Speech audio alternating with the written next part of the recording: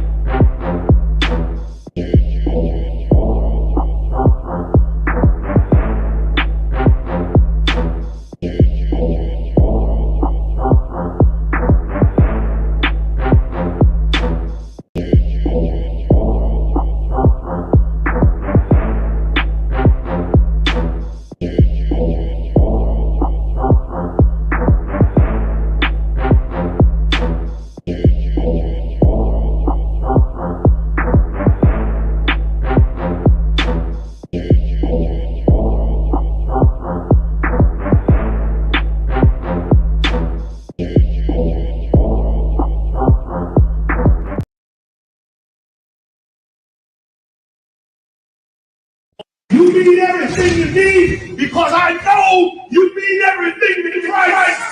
And Christ means everything to me. I called on the Lord. I said, "And Father, this is real. Will you watch over me? Will you raise them up to be strong? I'm just a man with flesh. This is what you called for in your scriptures. You said they wore studs and fringes, they got it on.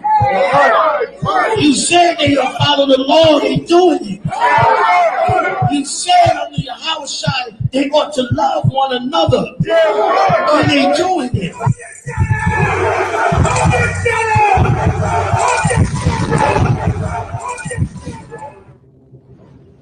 We're in front of the Israeli School, Universal Practical Knowledge, the Philadelphia Division, here at 3226 Cheltenham Avenue in Philadelphia. We're standing in front of the school right now, getting a description of the 12 tribe sign that's been painted by one of the brothers that was in the school: Judah, Benjamin, Levi, Simeon, Zebulun, Ephraim, Manasseh, Gad, Reuben, Naphtali, Asher, Issachar. Those are the 12 tribes of Israel.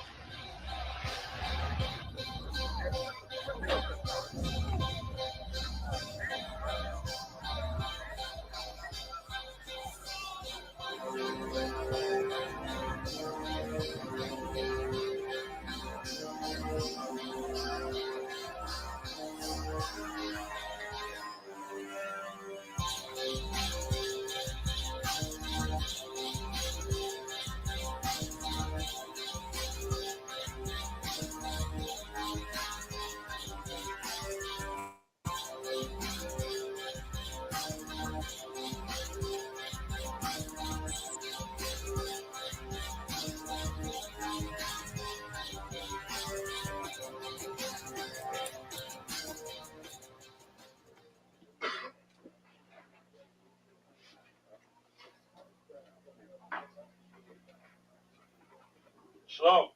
Shalom. Been waiting for this day. So this day has finally come. A lot of you have been wondering where this knowledge that you've been hearing is coming from, and the powerful truth that you've been hearing, how this was established. When we finally were able to arrange for the priests to come down from New York and spend some time with us. And I'd like to introduce them if I can. These are some great brothers. We're very glad to have them with us. We want to make them feel as warm as possible. This is their work and the extension of their work and what they've laid down some time ago. I'd like to introduce, first of all, priest and 6th Shield General, 4th in command in the nation of Israel, Lahab. I'd like to salute this brother. March up. Right.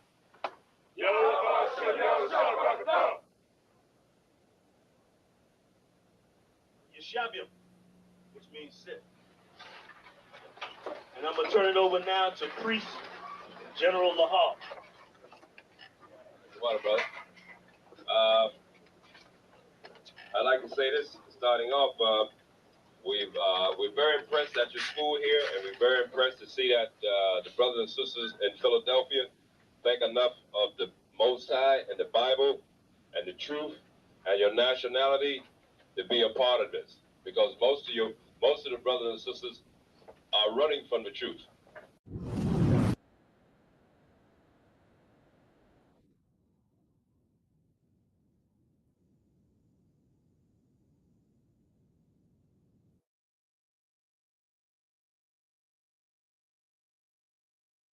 Nothing, man. You destroy. Are we destroyed from the streets? Yes. Are we destroyed from loving our person? Yes. Give me Hosea 4:6. You got it? Let me know you got it. Let me tell you what's up. You are destroyed because you don't know nothing, man. You destroyed because you went to that Christian church your whole goddamn life and you learned nothing, man. You went to that. You smoke it. It's like, good Lord, where's this been all my life?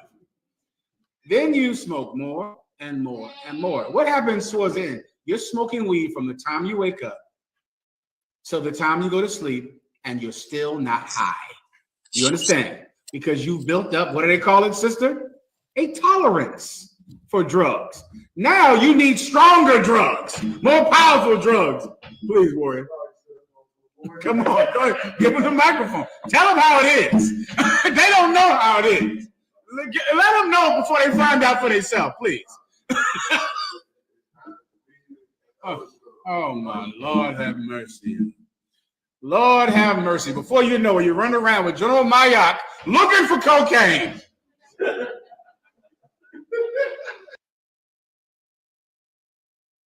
That's why Christ came directly from above. Christ didn't come directly from above. He came out of a vagina. And that vagina came from above. Damn. That was a perfect vagina he came out of. That's like strange, right? I know it's strange, baby, because you don't hear that all the time. I'm gonna tell you something. This is gonna be a good show. He came from Thursday night, 10 p.m. The number is 917-779.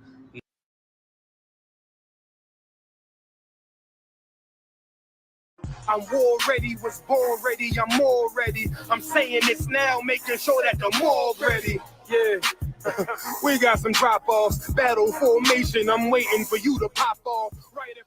I'm war ready, was born ready, I'm more ready. I'm saying this now, making sure that the more ready. Yeah, we got some drop-offs, battle formation. I'm waiting for you to pop off. Right.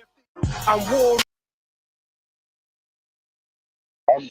I'm gonna convert. Yeah. What made you turn Israelite? It's not a conversion, brother, because you're already an Israelite. It's in your blood. It's in your lineage, right? Back in the early 2000s, I was gangbanging also. I was doing a lot of horrible things to a bunch of people that I didn't know or I didn't like. And it got to the point where I had to start covering my face up just walking around my own hood because I was doing a lot of bullshit. You were going so viral. You know, I'm gonna say viral. You was going so viral that now is at the point that I can't be seen because niggas probably go viral. People probably go viral on you. Yeah. So I come to a point where I ask myself, what am I doing? So I enlisted in the military. I was in the Marine Corps for 8 years. That wasn't enough for me. All right. It's this little spot over here called the Israelite School of Universal Practical Knowledge. Right behind where I work at. Right? I looked it up. I started looking at the videos. I'd call in, ask questions. They had an answer for every question that I had. Every question. Every type of place where I'm like, every time I thought I had a gotcha moment, nah, they got me instead. And then there was a one man, Captain Katazai, the I.S.U.P.K. right? Yes. Captain Katazai. He told me over the phone one day, come to class, and then we'll answer your questions. I came to class, and the brother that was teaching class that day had an answer. I'm gonna convert. Yeah.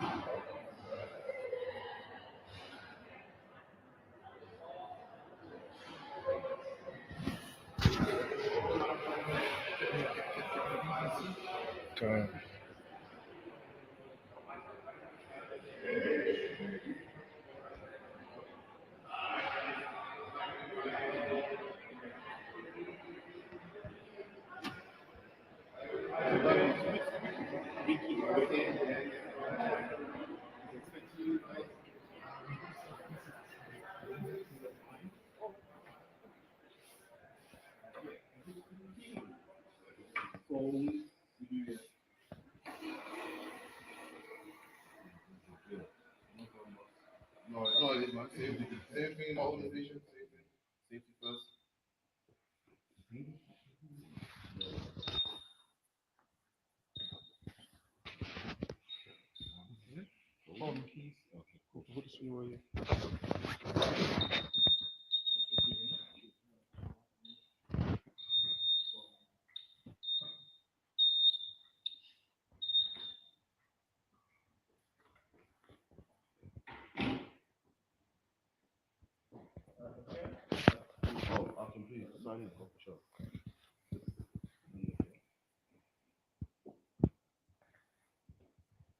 Right, I.S.U.P.K will be going live on BBC. Going to be interviewed. We're going to be talking about black issues in the black household. Make sure you tune into that. We'll be live in probably about 10 minutes. Right, so look out for that. Shalom.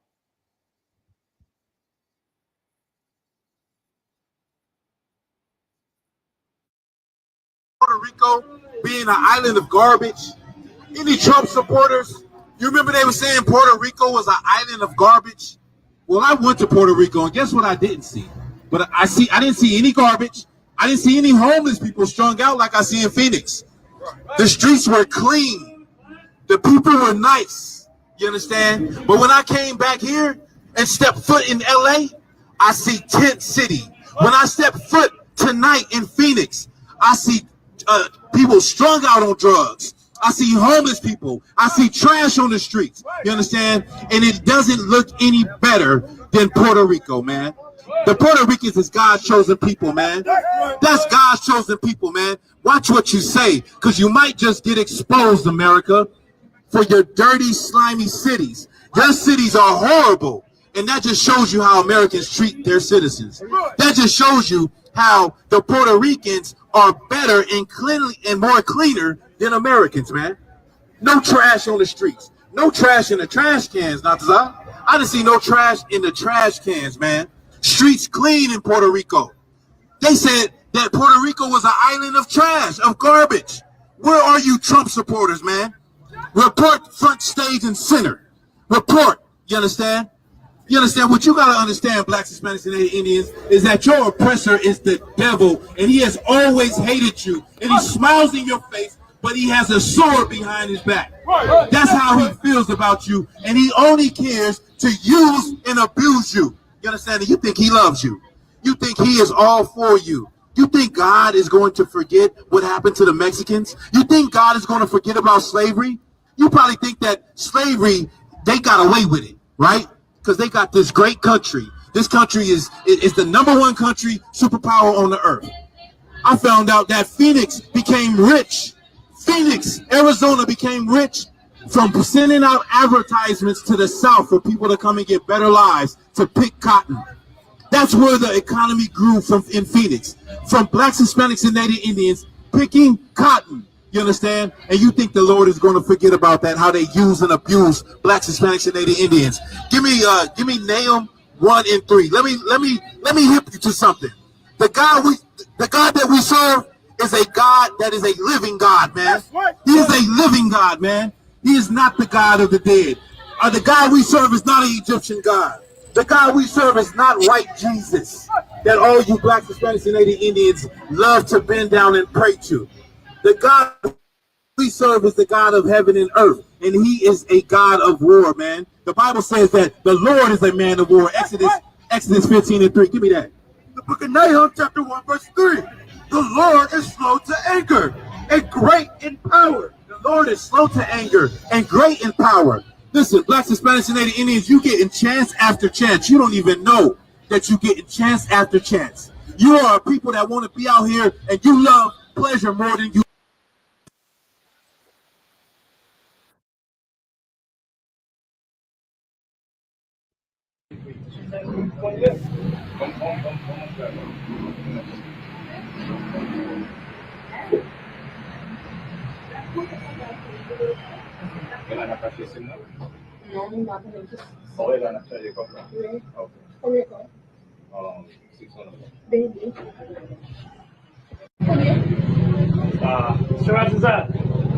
That means you translate.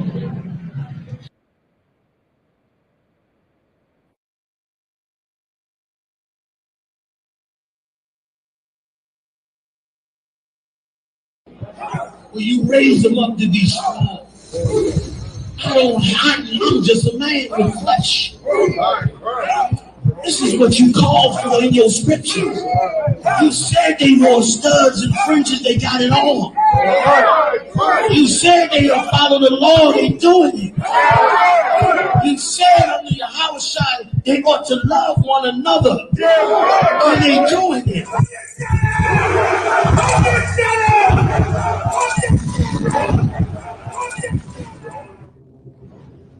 We're in front of the Israeli School, Universal Practical Knowledge, the Philadelphia Division, here at 3226 Cheltenham Avenue in Philadelphia.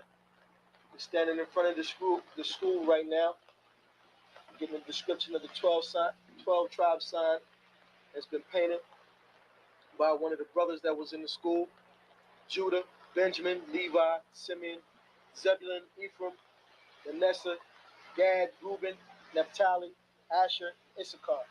Those are the 12 tribes of Israel.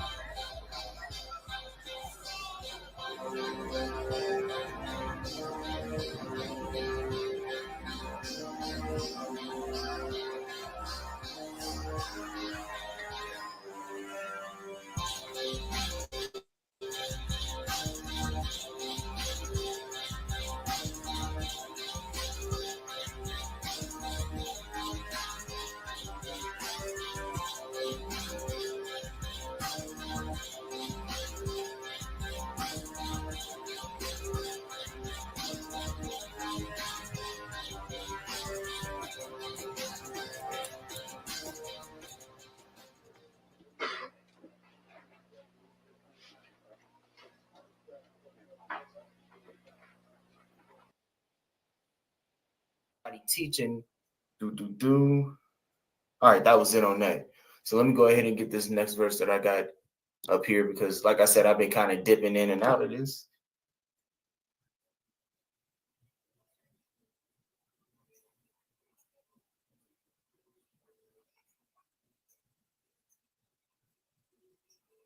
Okay, let me go ahead and get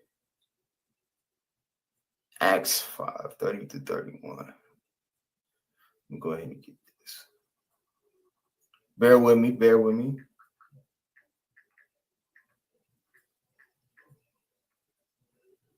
All right.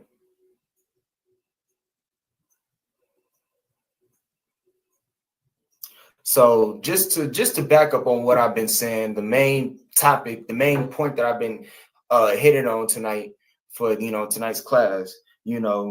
God, our higher power, our God is racist and he's racist in the best way possible because he loves us and only us. A nation that you can look at in his kingdom and we are on the very bottom. At this point, what would be so wrong with that? Every other nation got, they have their glory because of their racism. If they just join with everybody, if let me see this.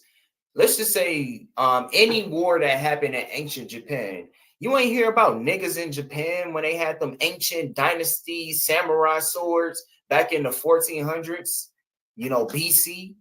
You ain't hear about the Shang dynasty and all the wars that they had. Imagine if the Shang dynasty linked up with the Italians and the Irish. Then how would they really have a whole kingdom if they try to intermingle with the other nations? But they didn't. And they were able to, win those wars or lose those wars, with their people. But we need our people in order to, fight our wars. We need men that's going to be on the front line. We need women that's going to be able to nurture and take care of the duties at home while the men are out warring and fighting for our nation. And that's how it should be. That sounds like a good deal to me. Why would any woman want to be on the front line? You know what? We're going to have the camp. Lord now we have the scripture breakdown. Saturday we'll be doing our some a food drive and something else as well.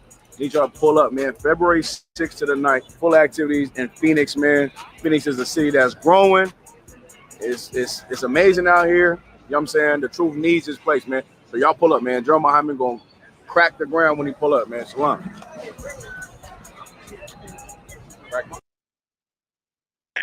I see a terrifying, rich, slick devil standing behind her. And it is the reason with all her power and ability, how she end up like this. I don't see no little innocent Edomite looking down. I see a terrifying, rich, slick devil standing behind her. And it is the reason with all her power and ability, how she end up like this.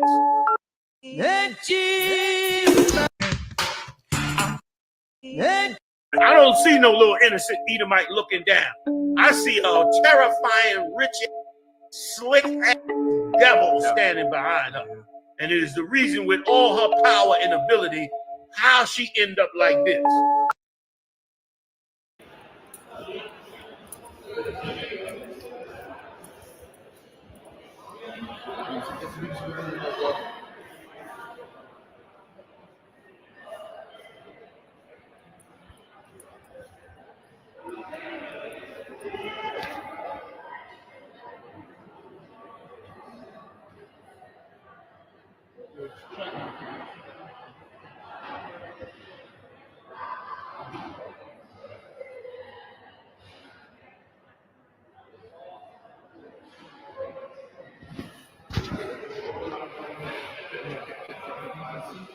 Okay.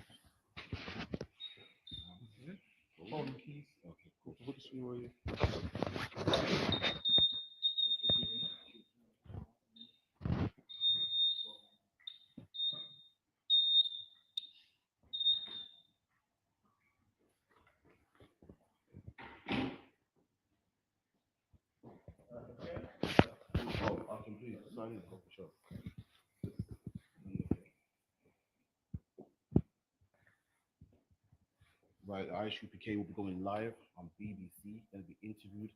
We're going to be talking about black issues in the black household. Make sure you tune into that. We'll be live in probably about 10 minutes. Right, so look out for that.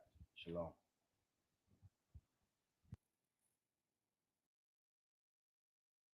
How do you feel about the possibility of blacks, Hispanics, and Native Indians all move into one area of the country? Let's say one state and starting a new life in that state. You know, just getting away from the ghetto and all the problems that go on in the ghetto. Leave your comments. Shalom.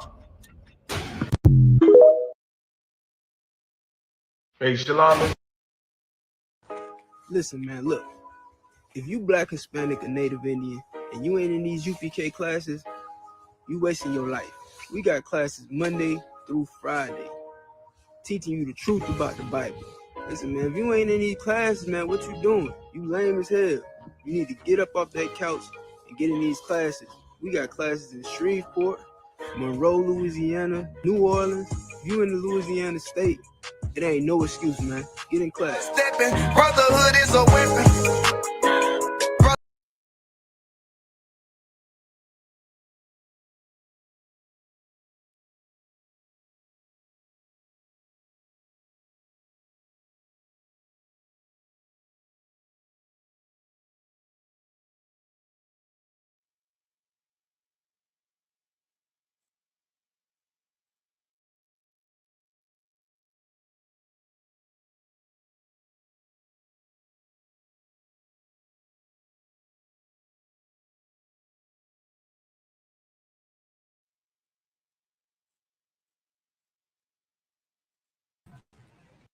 Family was more important than serving our Lord and Savior, Jesus Christ.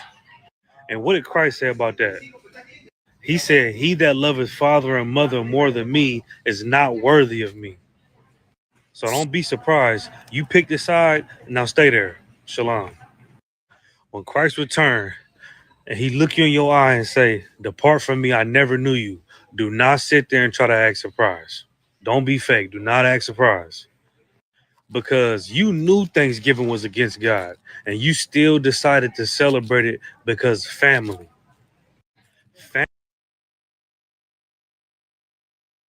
Best coming to, you know what I'm saying? Y'all need to, whatever y'all got. So look, man, we gonna hit Arizona, right? This next Friday, December 1st Friday, we're gonna go crazy, do that thing. And the first week of January, on that Friday too, we're gonna go crazy, do our thing again. February, I need y'all though. Don't schedule nothing. Joe Muhammad gonna be in town. We're going up. You feel me? We gotta go do we're gonna have class, big camp. You know, we got other best coming too. You know what I'm saying? Y'all need to, whatever y'all got going on, cancel it, make it happen. Sharp as hell when we get to Arizona, man. We're gonna lay that motherfucker. Because if you sharp like a tack. Hey, hold your peace, huh? Why you talking during the council? Be quiet, huh? Yeah. So like it. Anyway. So yeah, I need y'all to be sharp, man. Y'all know, man. Hey, we're gonna lay it down. We're gonna lay this devil down these 3 months, man. Arizona gotta feel this shit. You feel me? We're gonna mix in some Vegas in it in Hollywood too. But Arizona gonna feel this shit. I need y'all to be on point. Raise the sharp. You know what I'm saying?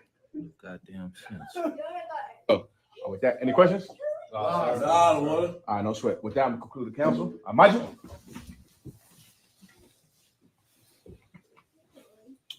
What? YAHAWASHI, YAHUSHUA, Yahamatah, dismiss. So excited about the area.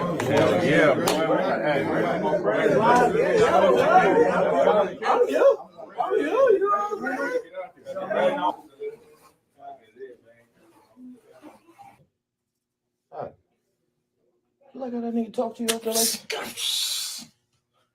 that shit is out of hand. See, I thought I was the only one that seen this shit. Listen, I was taking notes. Listen, I'm gonna write a declaration about this shit, but listen, don't worry about that. Look, I wrote it down. Rude ass nigga. Look, words don't matter. Can't take it to council. Listen, we can't get no goddamn councils around here. Can't take it to council. Shit crazy. Listen, that's why I'm writing a declaration of independences. And I'm gonna stake my case. See, you got the emphasization your ways of thinking. Yeah, you know what I'm saying? Listen, I got these white pages, right, with these black words. Yeah. And they're gonna mean something when I get done with it. God. See, that's what I'm talking about. You a Metamucil. Listen, man. You with me, right? I'm right there. Like right there. Listen, See I'm that? telling you. Right there. Who thou Right not, there. Who thou's not with me will be against me. Thy perspective made us against this thing. Listen, absolutely. Yeah, so anyways, you know what I mean? Oh, no, you can come in, brother. Yeah, listen. More than that, we need some more witnesses up in here, man. Matter of fact, you sign it. Yeah, you can sign it. Listen, you absolutely can sign it. And we need your signature, you understand? Because the more... What you talking about? Gotta listen up. Listen, you gotta pay attention. Listen with your eyes. Listen with your eyes. Listen with your eyes. You understand? Listen, you know what I mean? Like Revelations, Book of Galatians, we got to be about our documentation. You understand? Straight like that. Listen, anyways, you know, brothers be out there on that bullshit. You know what I mean? So I'm making my declaration of independence. You know what I mean? Because we got to be independent of that bullshit. You know what I mean? Rude ass nigga. Number one, check it off. That's A on the list. Rude as mother. You know what I mean? Your words don't matter. Words. Nigga can't get no goddamn counsel. You ever read the book of Corinthians? You know what I mean? I know you said listen, he said go to the congregation. You know what I mean? That's I don't know you. I'm not letting nobody sell you crack. You know why? Because I never saw you before. But you a black man like me. That's right. And it's worth something. This is Black Watch with Commanding General YAHANNA, the only man to lead blacks, Latinos, and Native Americans. God made man on this earth. The white man he make man. God made man. God wants man to obey him. Bringing you real news. We don't need a black man in the White House. We need a black man in every black house. For many years, there's a lot of black people who didn't realize how deep the racism of white America was. You ain't gonna do nothing unless you decide where you gonna stand at with the Most High. This station is now the ultimate power in the universe. Righteous solutions to issues plaguing our nation. Boy, you better wake up and see the power that is within blacks, Latinos, and Native Indians. Join us every Monday from 9 to 11 p.m. Black Watch. Let the show begin.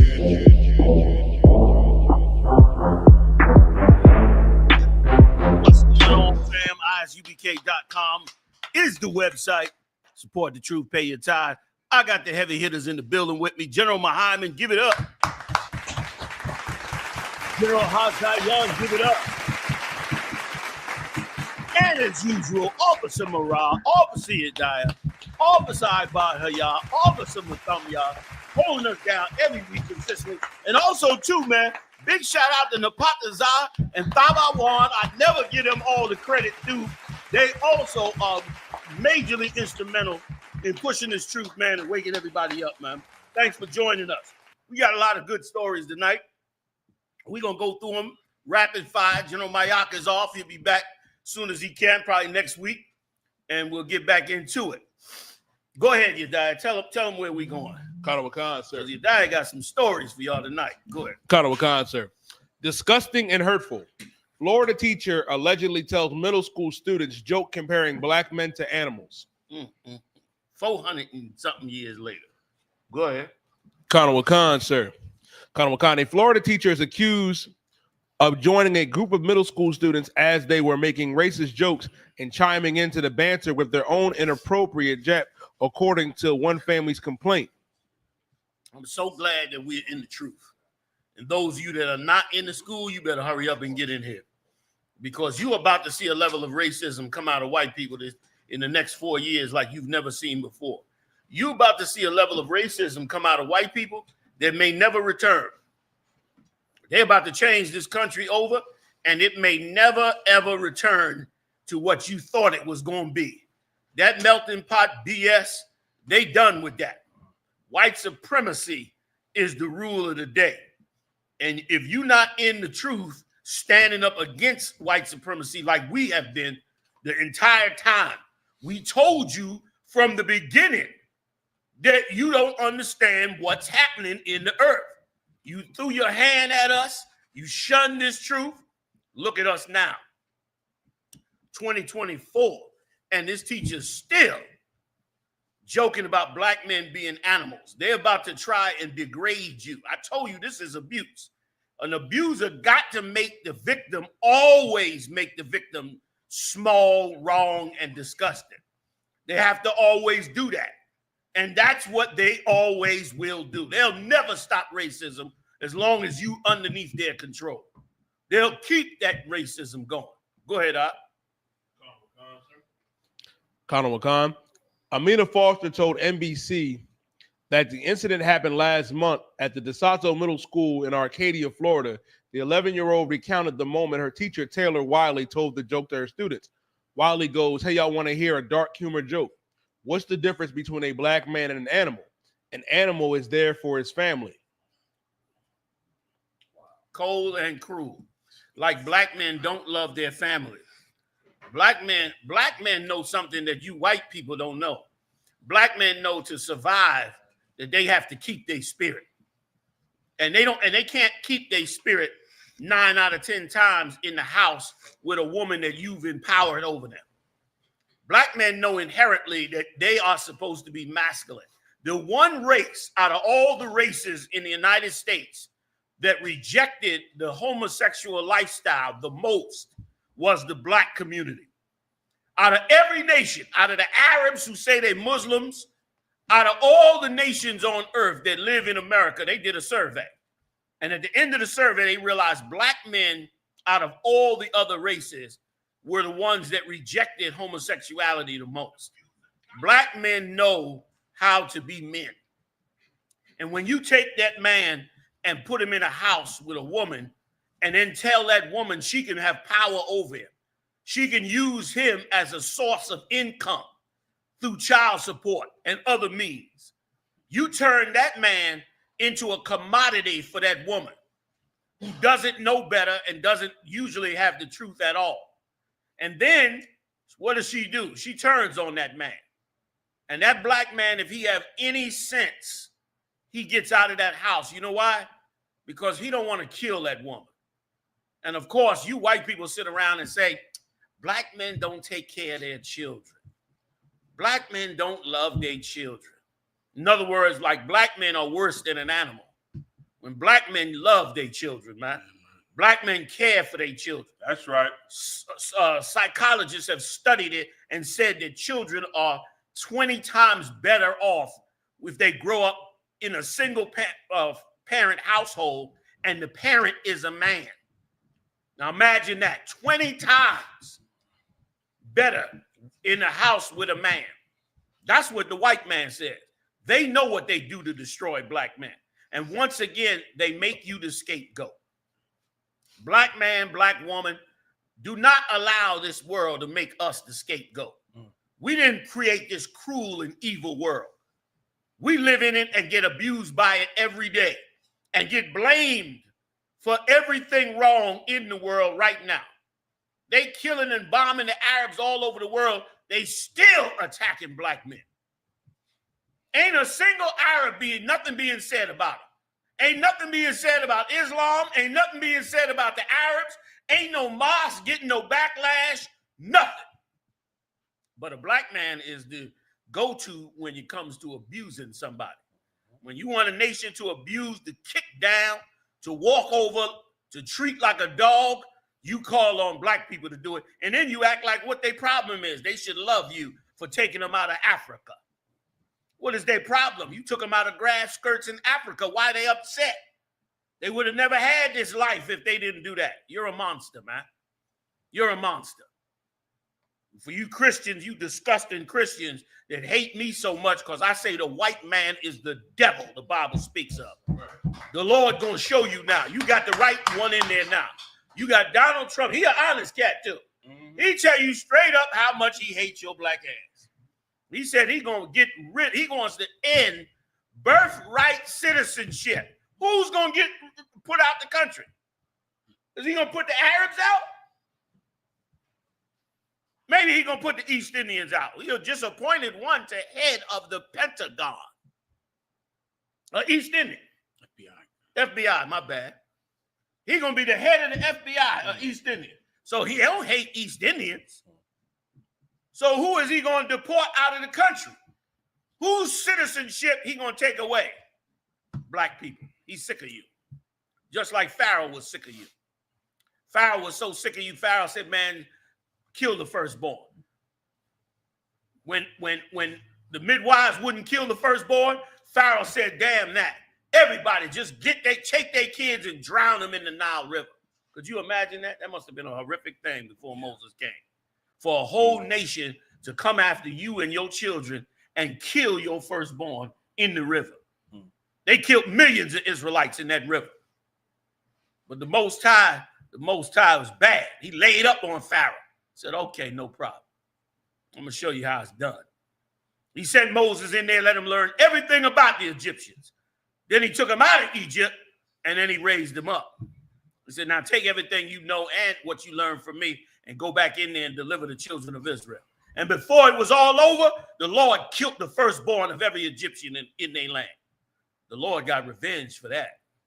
Right. He did them in dirty. He did them in grimy, like they did to us. Threw our babies in the river and killed them. Lord said, no problem. And let me tell you something. Let me give America a warning. You got the children of Israel in captivity in this land. You better be on top of your game when it comes to mishandling them. You understand? You better get your head together on this white supremacy, because you're going to get answered by the Lord. And you're not going to believe it when you get answered, because you think you're the superior race. You think you are great and black people are nothing. You think we are animals, and you think you are a civilized society. But you're going to find out, like Pharaoh had to find out, that God is just in heaven and man is corrupt on earth. And the Most High going to deal with you, man, if you deal with these people of the Lord wrong. 400 years, Pharaoh's still killing. White people are the devil, man.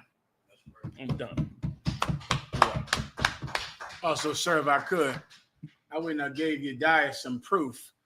This white teacher that made a joke about how black men don't stay with their families is not actually making a case for the reality of black and Hispanic men. I believe the government did a report, and they proved that black men stay with their families more than white men. More than white men. I sent it to Officer Yediah. This came out like 2 years ago. Yediah, please read that report. First of all, tell us where it's from. From CBS News. That's the CBS News. That's not some internet site that everybody thinks is the word of God because Joe Rogan said it. This is CBS News. Straight up. Go ahead. Khan study. Black dads more involved in children's lives than any other groups. Now, they did this study because of the propaganda that's been going on since, I think, the 70s. That since slavery, that black dads are not involved in their children's lives. They went and investigated it. It's a lie. Like you always taught us, sir, never believe the propaganda that white people say about yourself. White people say something about blacks and Hispanics, and we believe it. Yes. Like it becomes true to what we think of ourselves. Yeah. Back during the 50s, 1940s and 50s, every movie about World War II, South Pacific, the 1,000 World War II movies, right? They always had black people serving alongside white people in those movies. Yep. Every one of you, if you've seen an old movie, has seen a World War II movie with Cuba Gooding Jr. serving alongside a white man. Right. Denzel Washington. Back in the 50s, in the movies and TV, there was always integrated military units. In World War II, the military was segregated. There were no black people serving alongside white people in World War II. But on TV, the military was integrated. Ain't that something? On TV, the military was fair and just to white people. So in your mind, you think the military is not racist. Right. Because of the movies, young brothers, not because of how it actually was in the military in World War II. The military was segregated. The same thing has taken place with your idea of the black family. Your idea of the black family comes from TV and rap music and songs. It's not real according to the numbers. White people, guess what white men do? Leave their families. Leave them, and white men do. If you're a white man out there, type into the chat room if your father ever said, "I'm going to get a pack of cigarettes." See that, sir? Everybody know what that means. Right. Listen, y'all, I'm going to get a pack of cigarettes, which means you is never seeing that white man again. Yeah. Or we out of milk. Right. We out of milk, sir. Okay, Dad. Yeah, we out of milk. Bye, Dad, because you are never seeing your white daddy ever again. Right. Okay, it ain't gonna be dramatic. Like, ain't gonna be no child support and your grandma telling him to stay away. It's gonna be he went out for a pack of cigarettes. Yep. And you never saw your white daddy again. That's reality. Right. You can't get your sense of self from the media, from TV. Oh, sorry. Damn. I'm sorry, I from got the movies. sound up. I didn't realize. Go ahead. Because white people are liars. So they're gonna lie to you about you. And you're gonna believe it. That same thing happened with that trial this week, sir, with Daniel Penny. Yeah. Daniel Penny had black people on that jury. Yeah. Well, here's the problem with hoping you will receive fairness with black people on your jury. Black people watch TV too. Yep. Black people watch movies. Yep. Black people listen to Lil Wayne and rap and hip hop. And black people believe the propaganda about black people. Right. So they're going to be racist against you, even your own people. Black dads and Hispanic dads, you're the best dads. There are no other dads as good as you. And not only because you stay with your family more than white fathers, you endure more hardship than any white father could ever go through. That's right. You endure more pain, more suffering. The entire system of America is trying to separate a black father from his children. Right. Any black father that stays in his child's life is a hero, and a white dad could never compare to you. Yep. So like your house. General, can I just say one thing about what what General Muhammad just said in Commander YAHANNA about the pain and suffering you endure? In our precious military, they especially recruit from the ghetto, the barrio, and the hood. Let me tell you why, sir. That's what I learned when I went in there. Because of the hardship you endure growing up in the ghetto, you are now a good soldier in their mind. So now when you go to boot camp ain't really hard for you because you're used to hardships. You're used to things being evil and bad happening to you. So now you can go in there and you can conquer it. But there's only one thing to it. You got to have an oppressor over top you to rule over you. You understand? You got to have an oppressor as your sergeant, as your lieutenant, as your platoon commander. But make sure, in other words, make sure a white man gets the full credit for your success. Yes, sir. That's it. That's crazy. Everybody, and I mean everybody, everyone that ever served in our precious military, y'all all know about it. Everyone know about it. Everybody knows about it, man. Yeah, man. That's crazy. That's why they were so reluctant to put coaches in football, basketball, baseball, because they didn't want black coaches getting the credit for the success of the team. They had to make sure at the end of the day, the team's success was Mr. White Man. Had to always get the credit. Meanwhile, the brothers is ones winning all the games. That day is coming to an end. We got a rough day coming right before. And you black women that's on that madness that Esau been pushing, you're gonna find yourself very alone and in very much danger because you don't understand what's coming. Right now, Donald Trump is saying on day one, he's ready to let all the January 6th rioters out. They rioted for him and almost tore down the Capitol, and he's letting them out. If that was you, it would have been life sentences for all of them, for every last one of you. They did it to the Panthers. The Black Panthers, remember, they went up in Congress in the 60s, and they had them all arrested. For standing on the steps. For standing on the steps with guns. They arrested all of them and gave them time turn on them. FBI came in, COINTELPRO, all of that was because they went on the Capitol steps and said, man, we got rights. That was for that. The January 6th went up and did it. He getting ready to free them all.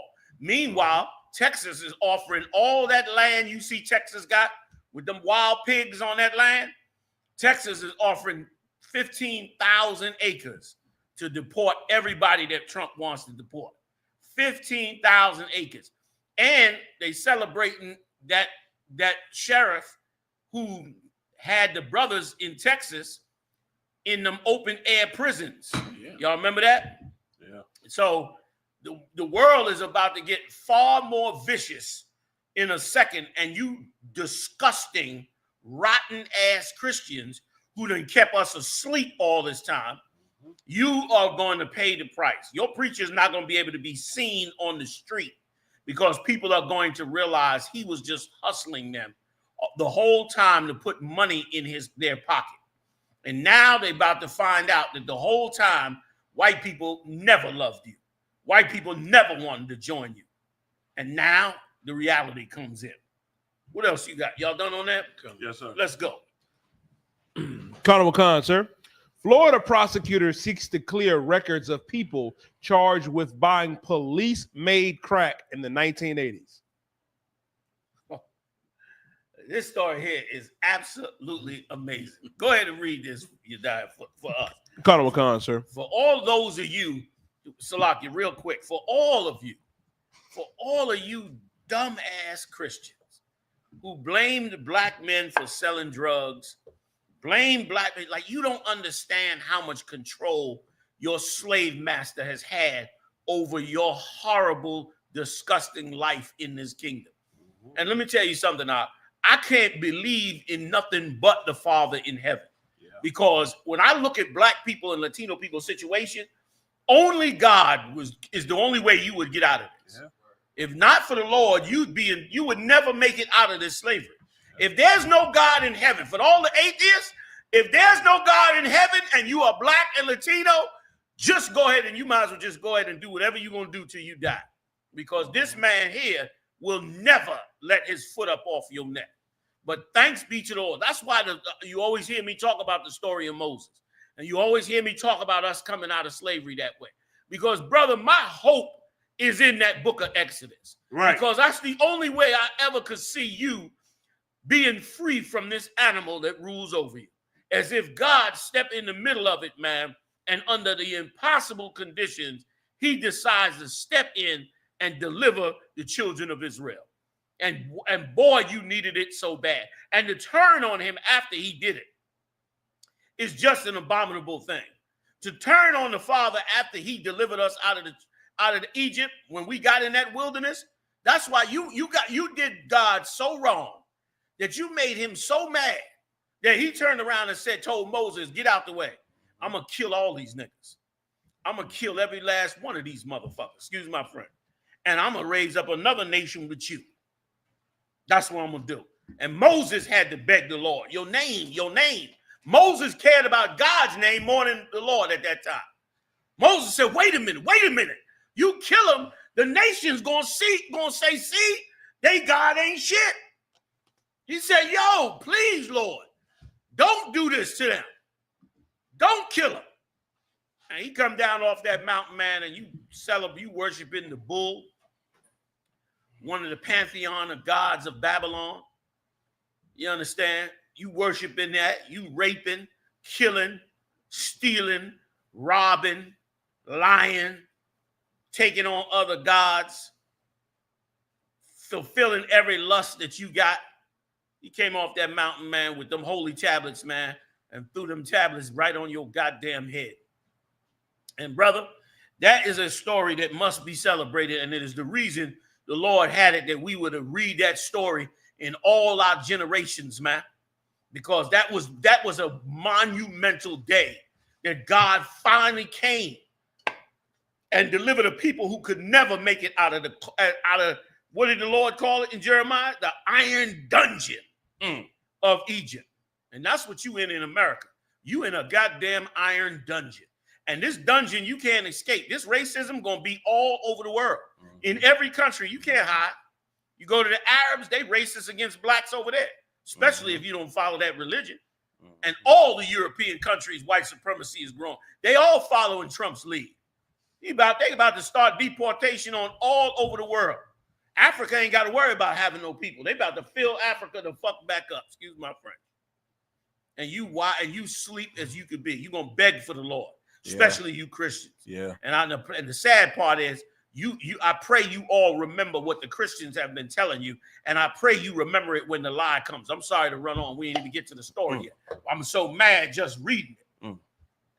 You've been in hell under these people. Yeah. And the Lord is trying to raise you up and pull you up out of this hell. Yeah. And you had better hold on and face the Most High and do what it is the Lord said, so He can get you the hell up out of here, man. Salaki, y'all. General, if I could, I know what you're saying is so heavy. Like Israel, I gotta understand, all over the earth, people hate you. I know when I was and I couldn't understand it at first, and a lot of things didn't really come to light to me until I got into the truth. Like, I started learning who I was and the truth according to the Lord, according from you, sir, General Hyman, General Yak, and it's things like that. I was like, damn, that's why that happened. You gotta be kidding me. One time when I was in our precious military, right? I think we was in Spain, I think. Spain was somewhere overseas. And we over there, and we drinking that dark lager beer, right from the tap, right? It's this Edomite cat, and we heard him say it, and then we ended up getting in trouble because we told the bar, but you know, it is what it is. He said, hey man, he said, hey mate. He said, how is it for you in the military with all these niggas over here with you? He was like, what? Did he just say that? And he said it so freely, like it was like nothing. And we said, what? We looked. And next thing you know, the chairs started flying, the tables, the beds. We tore that whole bar, but we got in trouble for it. But it was what it was. And it's like going overseas, you don't really get to. I didn't really think that it was like that over there. It's everywhere, sir. It's all over the earth. About us. Yeah. You know what I mean? About us and how they treat us. They had that one cat years ago that was into that old Islam stuff. He went over there to Yemen. And they locked him up, him and his cat, for going over there, you know what I mean, the first time over there in Yemen. And he was into that Islam. Like, it's like that for us, and no matter where we go. So it's like we want to bring it out because it's everywhere. It's all over the earth. And listen, the Egyptians knew about the children of Israel when we were in slavery in Egypt, and it didn't matter. Once we got out of Egypt, they still said, "No, we don't want you in our country. We got no help from them nations." And the Lord said, "Don't worry about it. I'm going to double back on them fools." And He did double back on them, destroyed all of them nations. You know what I mean? Through the grace and mercy of the Most High. Salaki, go on and read the story out. We done jumped all over before you can get to it. Khan, sir. A Florida prosecutor says he will seek to vacate as many as 2,600 convictions of people who bought crack cocaine manufactured by the Broward County Sheriff's Office for sting operations between 1988 and 1990. And let me explain to you who this is. Have you ever went on the internet and you saw those interviews with that Edomite sheriff, and he always bringing out suspects, and he always talking about them? That's Broward County. He's the sheriff over it. He act like them suspects is crazy, like they out their mind. Meanwhile, they were selling dope in the 80s, straight up selling dope. And if you had went to a Christian in the 80s and said the police are selling dope, they would have said you are a damn liar. They said that is impossible, that the police would have discovered it and it would have been brought out. When in fact, we reading about it right now. And when we read, and wait till 20 years from now, if Christ don't return, imagine what you're going to read about that they doing to us that you have no idea.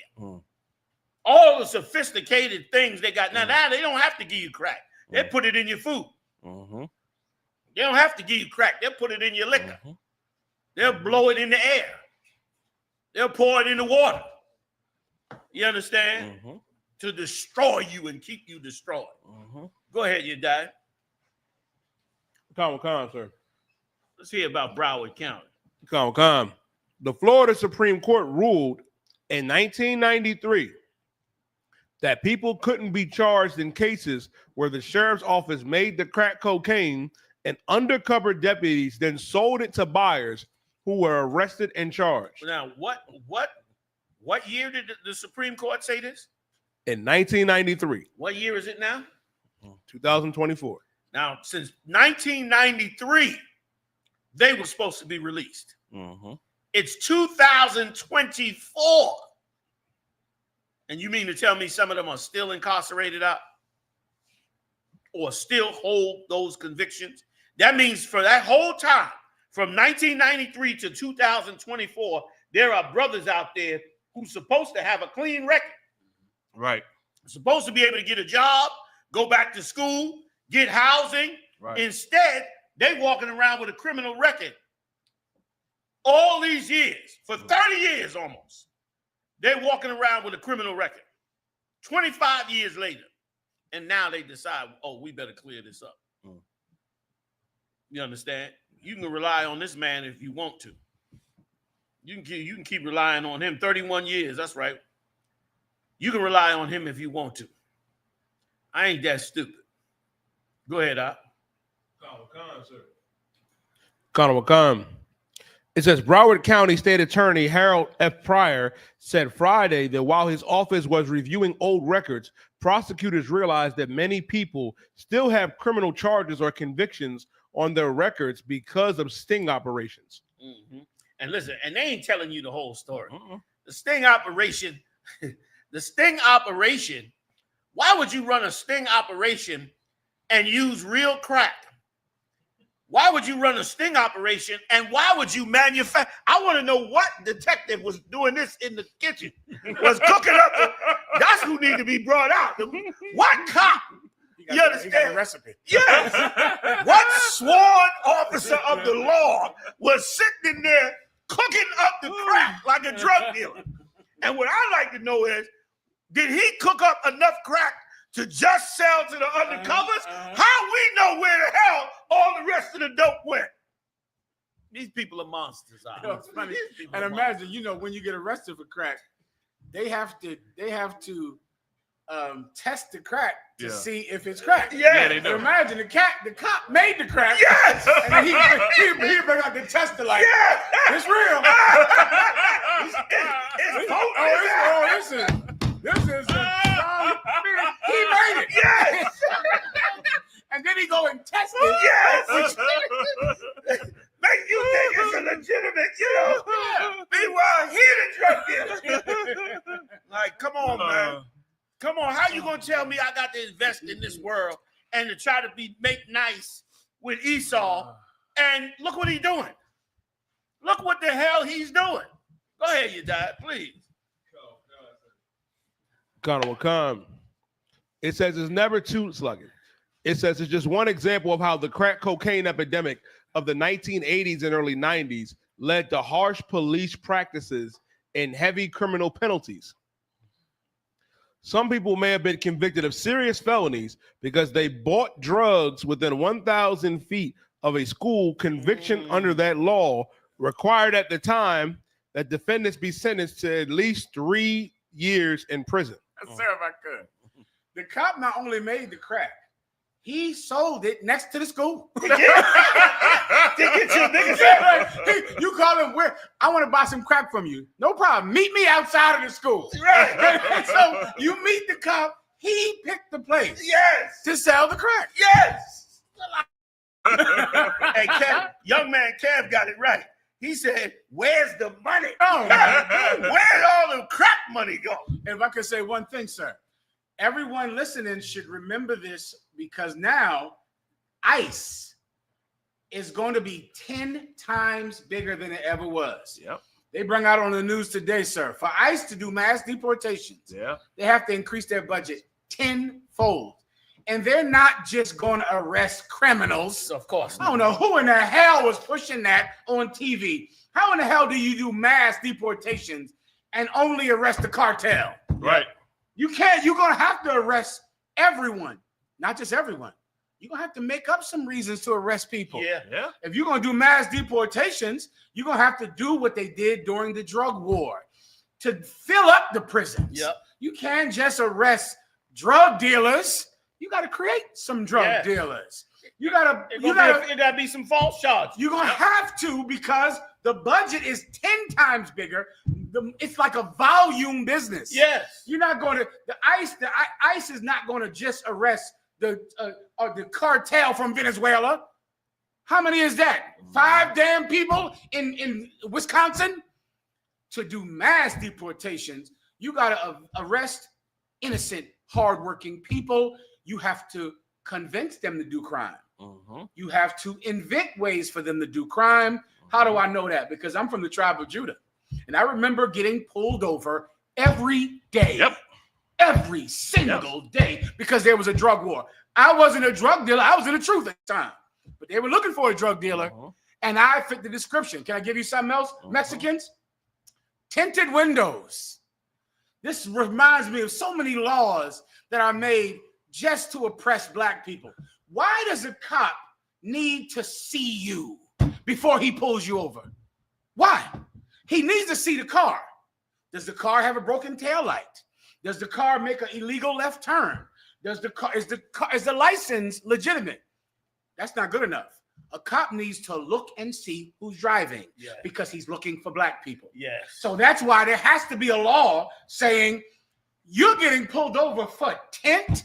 You know how many brothers are in jail, sir, over tinted effing windows? Damn. Over tinted, that's why they're in jail. I was about to go get mine tinted. You just shot my I'm getting ready to go next week to get my windows tinted. I tell you what, cops now going to have to see, is that a Mexican in that car? Yeah. Now he might be a cartel member. Yeah. I got to pull him over to see. I got to run him. I got to go toss the car, because that's the kind of laws, like this law, when they entrap black people and when they create crimes for black people to break. Those are the things that are going to happen to Hispanics now. You're going to have no tinted windows because they're looking for Mexicans. Otherwise, I don't know what in the hell does a tinted window have to do with the arrest. It doesn't make any sense unless you're trying to pull over a certain type of person who looks a certain type of way. Exactly. And make no mistake, they're doing these mass deportations just to bring in Elon Musk and them robots. Are you joking? They don't have jobs for these people. So they got to go now and do what they do always, just be cruel animals. You understand? How could they ever talk about black people when look what they're about to do? They're about to rip families apart, kill babies in cages, lock people. And of course, nobody will be able to find it. You lost 1,500 babies. How many people you going to lose when you put 15,000 people on a piece of land? The paperwork will be all over the damn place.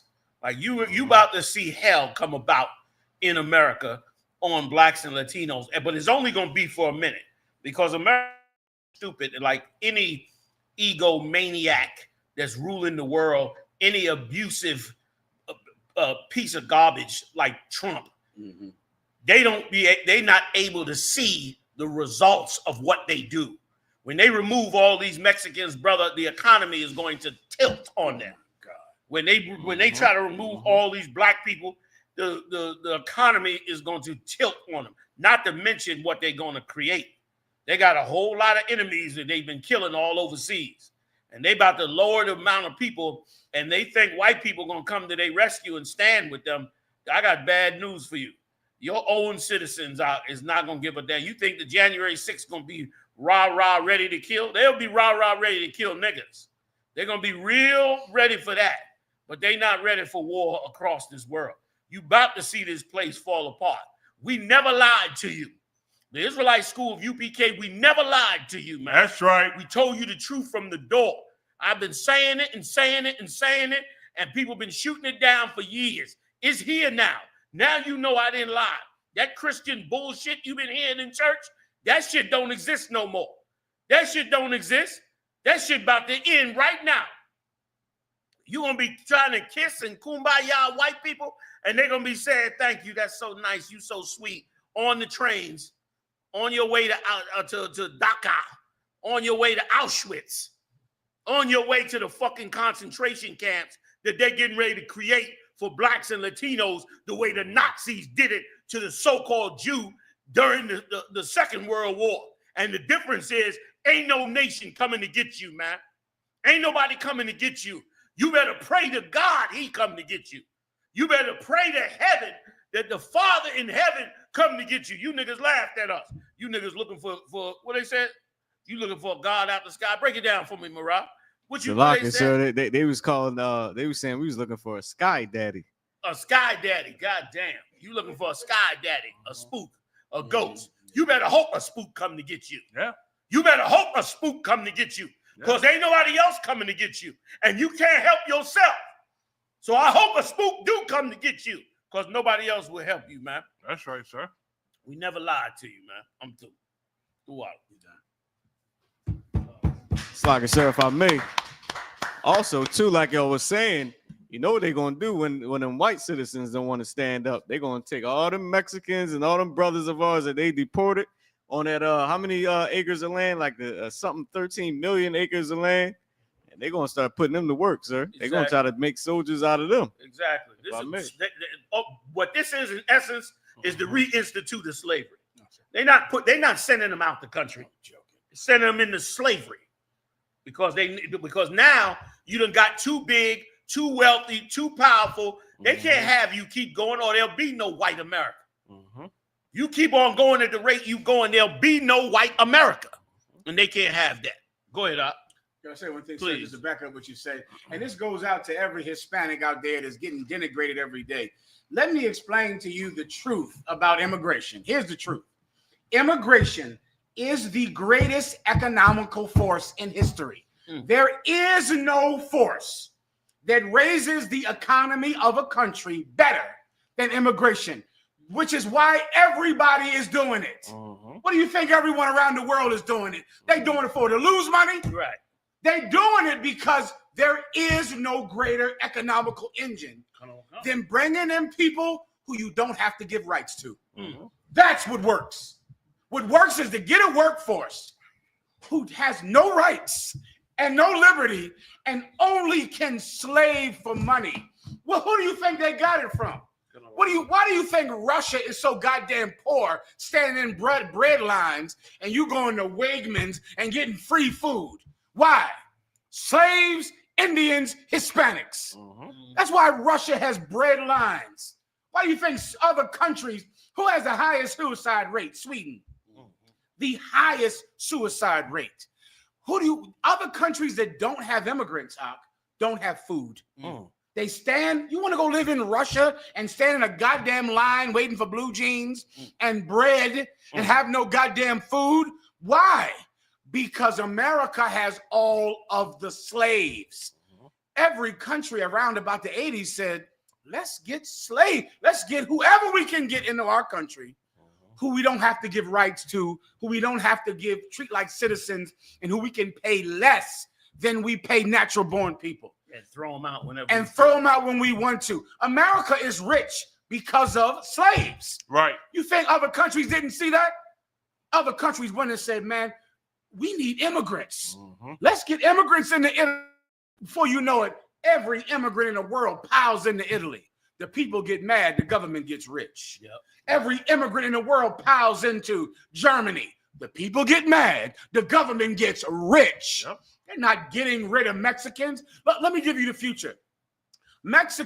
America throws out all of its Mexican citizens who were born here, speak English, and graduated from high school and college. And send them where? To Mexico? To make Mexico what? The #1 superpower on the earth. You think America is sending back college-educated, bilingual people? They're staying here. They're not going back to Mexico. What would happen if all of the Mexicans that fueled Americans' economy went back to Mexico? Mexico would have someone on the moon. That's what would happen. Venezuela would have a space program. If all these bilingual, I talked to YAHUSHUA, sir. He teaches me Spanish. He's from the streets and is bilingual. He's from the street and he speaks perfect Spanish, perfect English. You think they want him to leave? You think you want 2 million, 10 million of them back in Mexico? Then Mexico is going to have a space program in the military. That's what's going to happen. They're staying. They're in a way that makes poor white people comfortable, which is in a second class, which is poorer than them. Poor white people have an inferiority complex that seeing Mexicans hurts.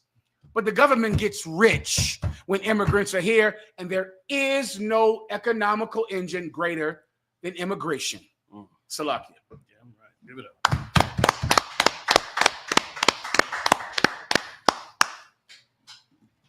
But the big ones probably, you got some big ones you want to do now if you want. Come on, sir. Anything to say he ain't white. NYPD under fire for describing suspect in United Healthcare murderer as a light-skinned after photos reveal smiling white man is being sought. You know about this, sir? Yeah. I didn't know they called him. They said he wasn't white. So they on the radio talking about he light skinned. So you make sure that you don't mishandle a white man in the pursuit of this bastard. Go ahead, give me some more. Go. Crazy.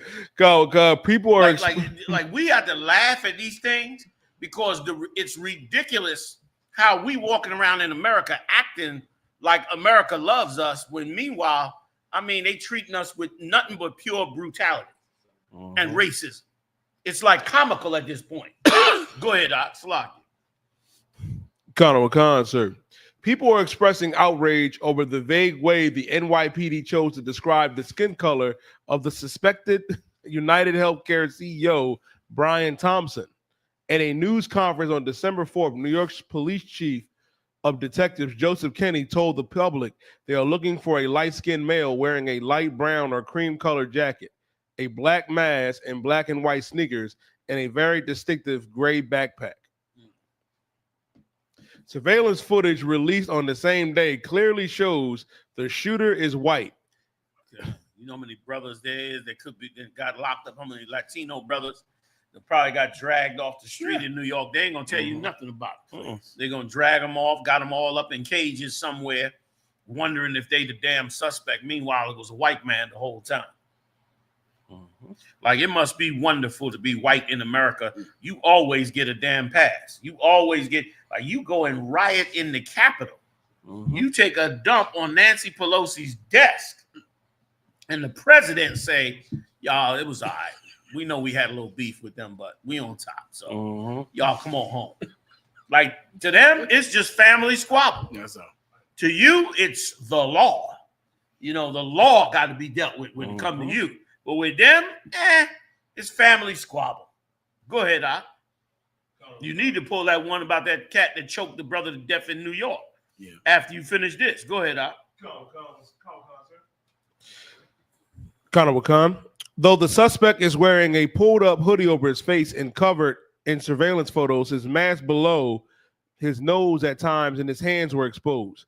New images released. Stop that picture. Put that picture up, Marat. Put that picture up full screen. They love to put that picture up with him in the hood. Put that picture up. That's the bastard walking around every day. You want to know who to worry about? That's who you worry about. Yeah. You are, get it, make it big, please. Big screen. Like, that's who you should worry about every day. Like, they worry about us being murderers. You better worry about him being a murderer. Yeah. And they said he made the gun, one of them ghost guns. Oh, yeah. Made that gun with one of them, what do they call that computer that makes it yeah, it's like a scanner, but it does it in 3D. I forgot what they call it. 3D printer, right? 3D printer. 3D printer. Right? Something like that. They 3D printed it. He went and made that joint in a computer. Popped that sucker out in plastic and blew that cat away. And planned the shit all out into New York and all that. Had he not took that mask down for the chasing that broad, he'd have got the hell away. He'd have been gone. They would have never known who he was. But he pulled the mask down talking to the broad in the hotel. And that's what got him snagged. Other than that, he'd have killed everybody. You'd have never even known. You know what I mean? Like, that's the one they should be worrying about instead of chasing us every damn minute. Look at him. Look, this is when next time you see a white man in the suit, say to yourself, he looks suspicious. You understand? Say to yourself, he fits the description. That's what you say to yourself. Instead of looking at us all the time, get the one that fits the description of a murderer, of a serial killer. You understand? Go ahead, Op. If I may, what's so heavy about like this devil right here, it's a lot of our people that's saying free him on social media, that is behind him 110%, not realizing that this devil in Dylan Roof and this devil in the same Kyle Rittenhouse and the same devil that was in Buffalo, New York are all one and the same. So, and if I could, them black people that's on there saying that they got solidarity with him and all that, you can drop dead. And I'm going to tell you why. Because first of all, you don't never stand up against the white man. Yep. You on the white man's side because you got high health care. And now he's stepping and killed the CEO of healthcare. Now you all rah, rah, rah. But when all the evil is done to black people, you don't have a damn thing to say about it. You don't stand up for that on a daily basis. But the minute a white man do the impossible, a nigga would never kill the CEO of United Healthcare because he know that, you understand, He'd know the Space Force would come out of the heavens looking for his black ass. He'd know the Army, the Air Force, the Marines, the Special SEAL Team 6 would be at that nigga's door by the morning. You understand? So you ain't gonna kill nobody. So don't act like you bad now that he done went and did the thing because you got bad health care. You got bad everything. You in hell under this man. You ain't talking about doing a damn thing about it. But you gonna praise some white man because he go murder, you know what I mean, one of his own. And once again, that shows you what happens when you rob a white man. You make healthcare bad. Rob a white man. This is what happens to you. White people take vengeance on their enemies. Why don't you at least come together as brothers and sisters based on what your enemies are doing to you? Ain't nobody telling you to harm them. Come together on them. You can't even do that. You too busy hating each other. You too busy hating your brother, hating your sister, hating your neighbor, hating your neighborhood, hating your city, hating everything about you and yourself. You got low self-esteem because a murderer has been sitting over you. So you ain't gonna stand up and do a damn thing. So what you praising him for, man? You know what I mean? Like show you that's how ruthless he is. Okay, you got high health care. Okay, your insurance is being denied. Maybe your family member's ill or whatever. You just become a goddamn assassin over that. You know what black people suffering every day, falsely arrested. If black people took this kind of revenge for everything that happens to them, it'd be war in the streets. Right. So don't tell me that bullshit, man. Sit your behind down till you ready to wake up and stand up and actually do something about your condition, about fixing your condition. And the beautiful part is the Lord said to do it with the brotherhood. You know, you ain't even willing to do that. You're not even willing to come together in brotherhood and fix your situation. So don't tell me about him, man. Damn that. Salaki, I yield. Please. Oh, please, you got it. I was just gonna say he wouldn't kill him because he's on United Healthcare. Why would he go kill him? He got the healthcare Right. with. Damn right. So Right. I'm sorry. You gonna say something? If I could say one quick thing, what Yediah is saying, and you, sir, is so correct. The only reason that black people support this assassin is because other white people support him on the internet. That's it. Because black people would not support him if they didn't think there were other white people that would join them. All of these trials where these police officers they get arrested for murdering a black man and they go free. There are black people on all of those juries. Yeah. And there were black people on Rodney King's jury, on the men that beat Rodney King back in the day, the police officers. Yeah. There were black people on their jury. And acquitted them. There are black people on every jury. When a cop gets arrested for murdering somebody and you just believe that the cop is going to go to jail, it's illegal in America to have a jury of the same race. That's right. Which means every time a cop is acquitted of murdering a black man, there is some black person on that jury who acquits them. Black people they would not even agree with this unless they knew there were white people online that said, this is a good murder. This is a good assassination. Oh, white people, this is a good murder? Then I agree. Right. This is a good murder. But when the cops get arrested for murdering a black man, you acquit him. Right. You go in the jury room and let some white devil coerce you and bully you into changing your verdict, and you go and acquit a cop when you know he murdered them. Wait till the people come out that acquitted this white man in New York. That's right. Black people are going to come out and they're going to say they voted to acquit him, but yet they support the assassin because you just joined white people. And this is what I would like this assassination to do, if it could. I know it won't. I would like to break the myth, sir, of the good white person. Yes. Sir. Put his picture up again, Marah. Put his picture up. You've been struggling with this longer than I have. Yes. But my entire time in the truth, I've had to fight black people when I talk about the macro evil thing that white people do, slavery, oppression, lynchings. They, of course, say not all white people are bad. Immediately. Because they know a white man who is nice. Yeah. On their job. You know, this white person at this agency, this white person they speak to every day. And because of this, the myth of the good white person, we have to forget about slavery. Donald Trump got elected. You know what the polls said, sir? The polls said that Kamala Harris was going to win. You know that? Yep. Why? Because the good white person says, I'm voting for Kamala. Yep. That's what when they called the good white person and asked him who you voting for, he said, well, Black Lives Matter and I believe in all races coming together. I'm voting for Kamala. Then Trump wins and you go, how in the hell could this happen? Because that white man that lied to you about who he was going to vote for is a bad white man. Yes. White people lie so much, you get shocked when Trump won. Yeah. This happened the same when Hillary Clinton lost. The same thing. They're going, well, damn, the polls said that Hillary was going to win. White people lie to pollsters because they don't want you to know they're racist. Yep. They hide it. That's it. They hide the fact that they're going to shoot somebody in Manhattan. They hide their racism. They smile. They put on a suit. Who are you voting for? Kamala. I'm for her. I love Kamala. They get right home and them nigga. I put all them Mexicans in there. They go and vote about who they really are. And I think they have a term for it where white people are ashamed to tell you they vote for Trump. That's right. White people don't want you to ever know how evil they are.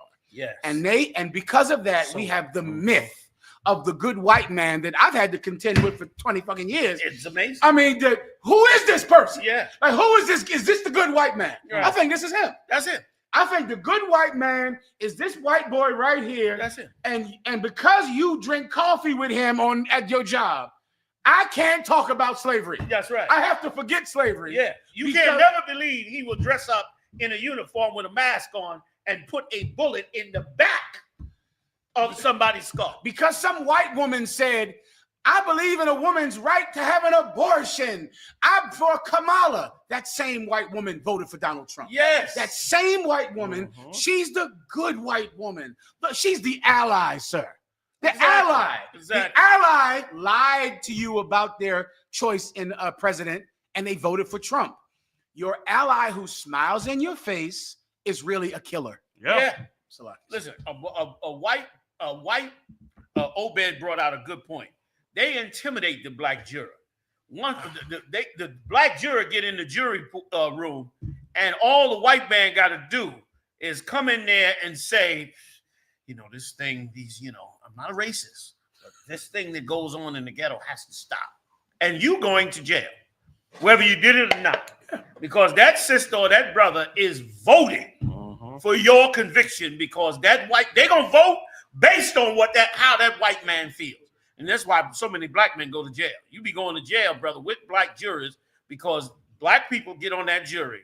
When they get in that jury room with them white people, and they are so intimidated, brother, that they will switch whatever thought they had to appease those white people when it comes time to that jury. That's why you can't never have justice here, because justice is based on racism. Perfect example of that is what Donald Trump is doing. He doesn't think what they did on January 6th was that bad. If black people had went up on the steps and did it, he would believe it's bad. So your jury, your conviction is based on how white people feel for that day. If they feel good about you, you're going to be going home.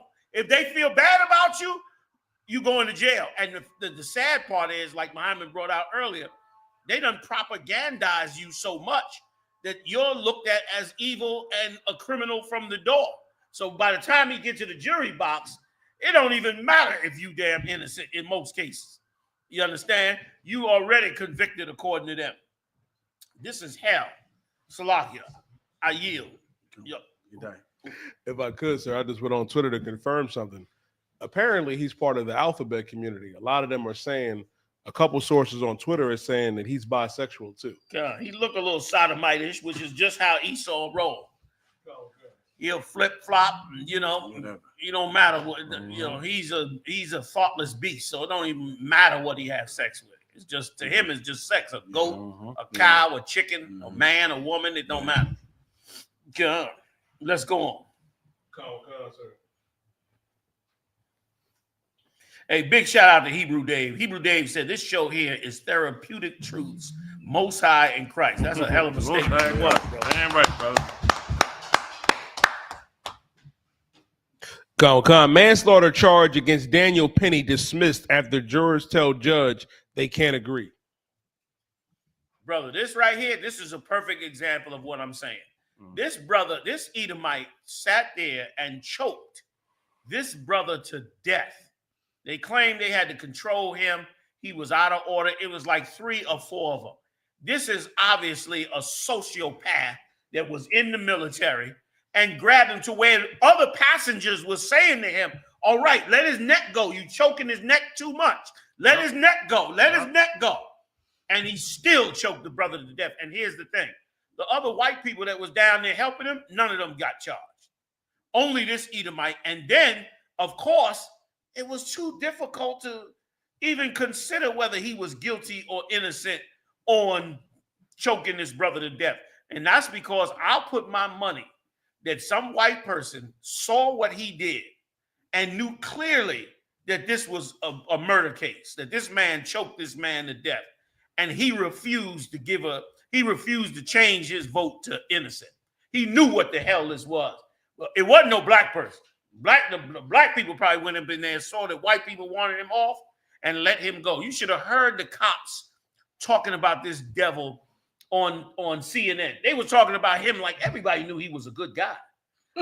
I'm like, he just choked somebody to death. Everybody knew he was a good guy. We encourage our citizens to not just stand by. To, if they see people in distress, to help them out. I mean, they had every cliche you ever wanted for this rotten ass murderous devil. He was itching to kill somebody. And once again, you kill a black man on the subway in America, in New York City, and your chances of getting convicted are next to nothing, because the subway is already horrible as hell.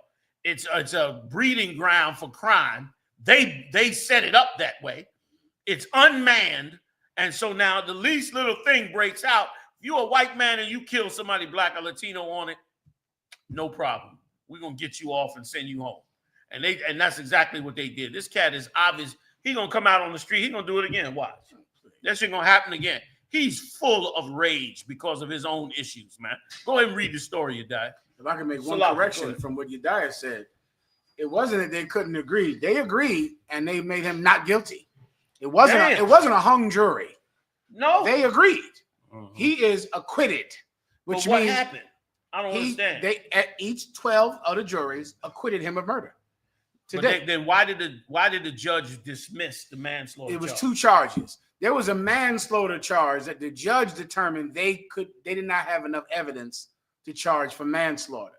The judge then said you can allow for another charge. The district attorney charged for reckless murder, which is like 3rd-degree murder. Right. You get my point. Meaning it's murder that you didn't mean to do it, but And you they caused still- the death. and- The jury acquitted him of that. So they didn't charge him with murder 1 or 2. They tried to charge him with was in essence 3rd-degree murder, which is reckless murder.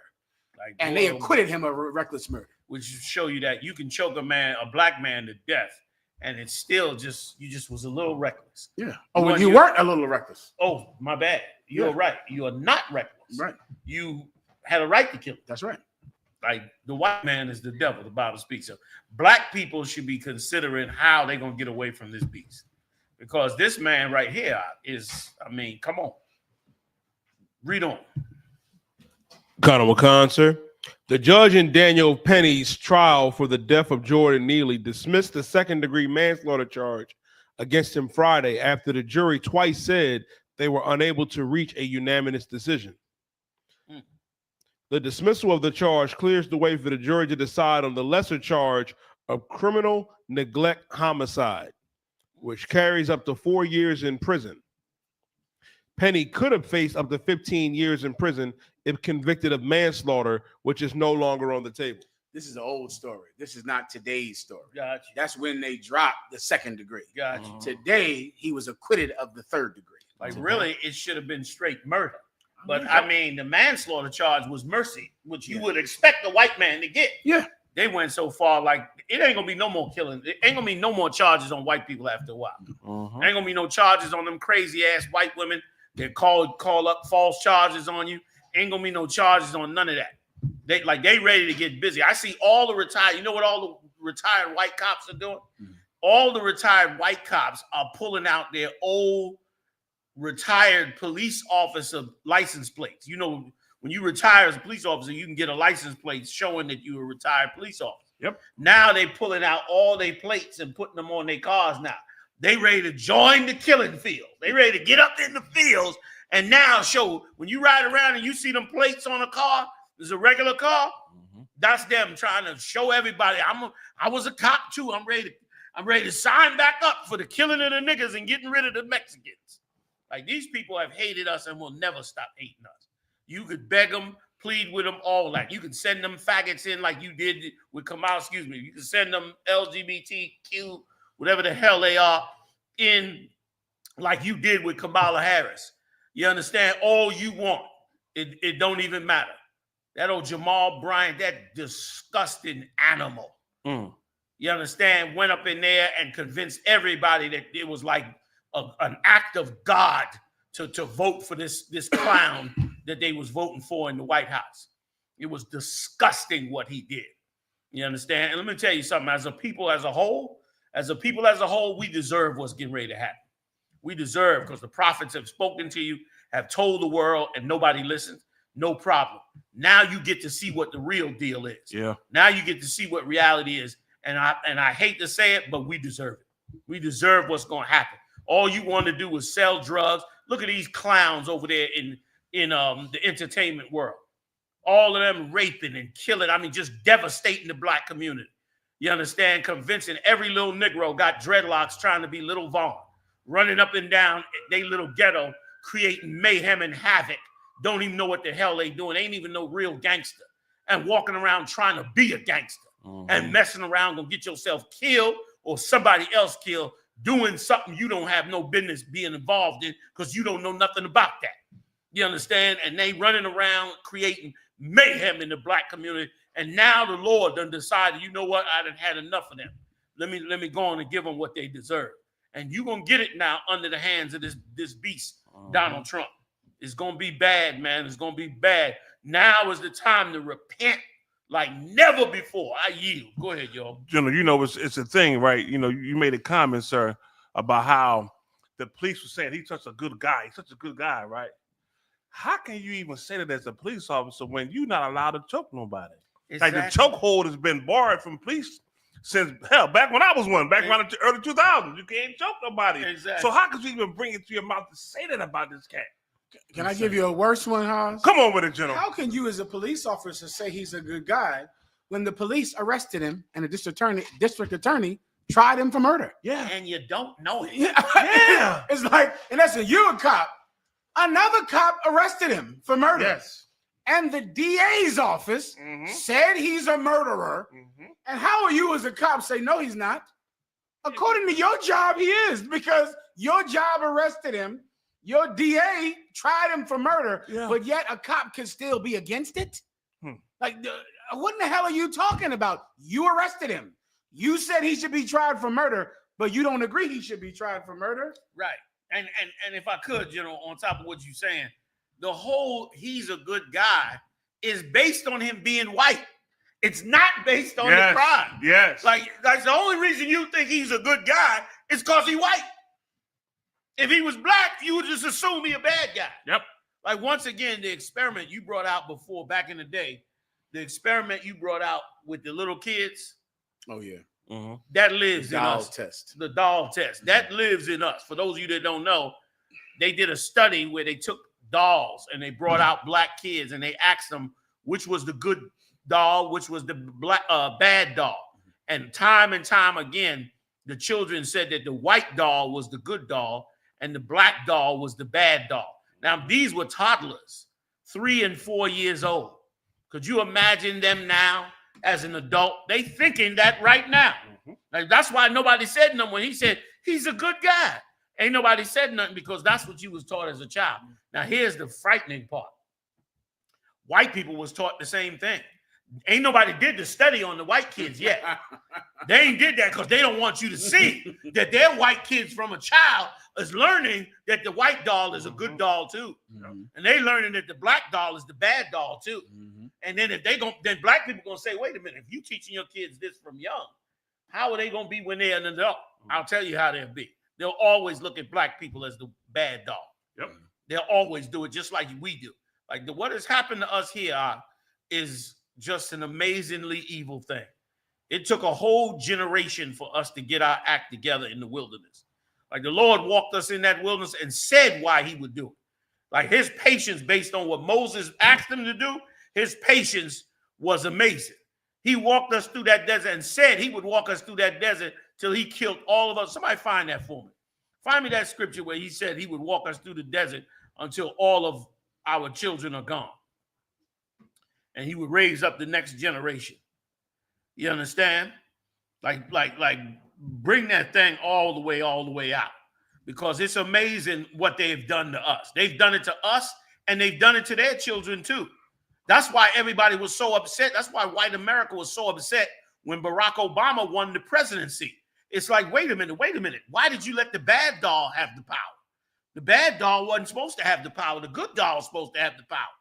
What is a black man, so-called black man, doing in the White House, even though he ain't a brother? You understand? But it did the same psychological damage to the white, to the white America.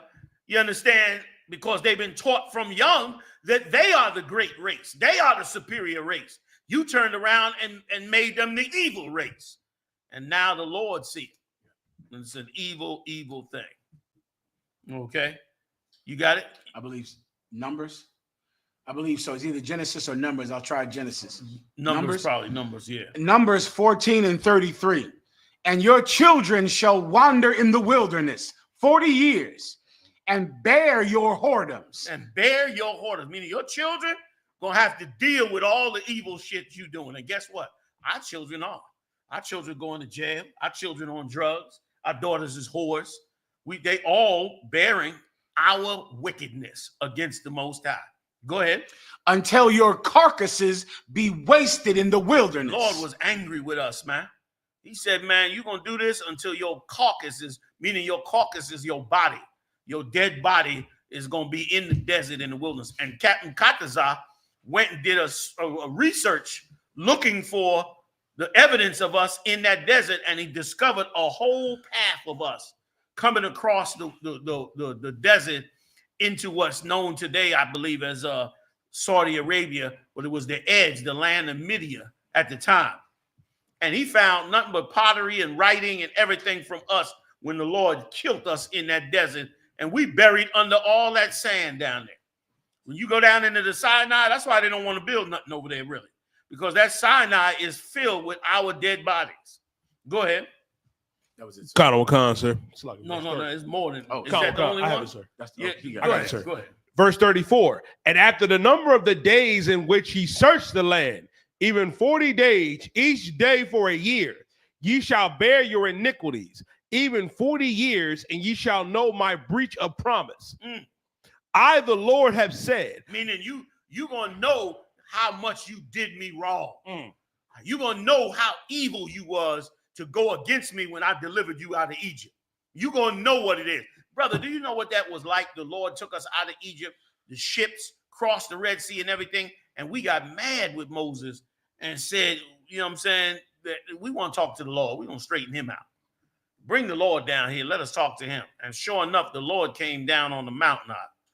And scripture said that we ran and said, Moses, we'll speak to you. We don't want to speak to the Lord. Later for that. That was a mistake. We sorry about that, brother.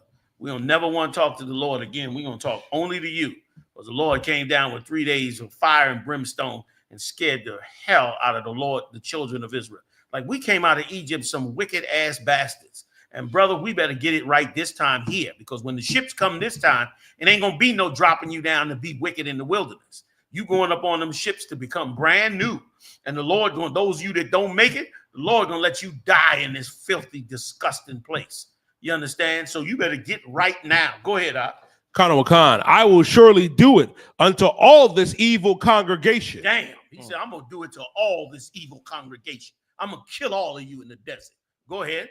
Khan, Because sir. the Lord knew how valuable it was that we be right. Look at us now. Look at us now. This is for not listening. This is for not listening when the Lord told us what to do. Go ahead, Khan, sir. That are gathered together against me. In this wilderness, they shall be consumed, and there they shall die. That was the Lord did to us. 40 years in that wilderness till with nothing left of us. Our whole new generation. Joshua got a whole new generation by the time he went over that river. And boy, he got busy. He got busy once he came over that river, man. He did it like he's supposed to do it. Get me this. Can I get a couple of scriptures real quick? Sir, come on. Get me the scripture real quick when the angel met Joshua and Joshua pulled out his sword. Get me that scripture. And then another quick point I need to make for you old, I would just say F niggas, all right? for all you felonious fools. Matter of fact, I'm not even going to address that, man, right now. I'll address it later on down the road. Let's just give me this one, and I'll move on, all right, from here.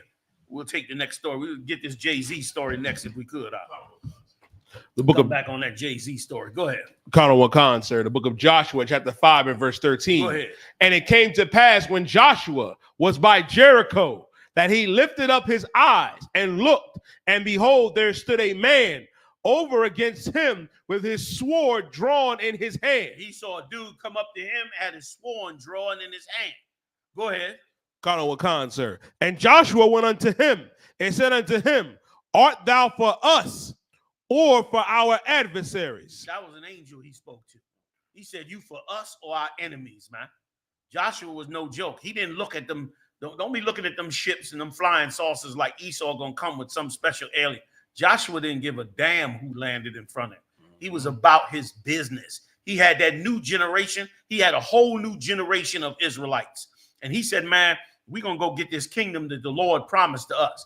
And we're going to obey him. We ain't going to be them old filthy ass niggas that we was when we was over there in Egypt.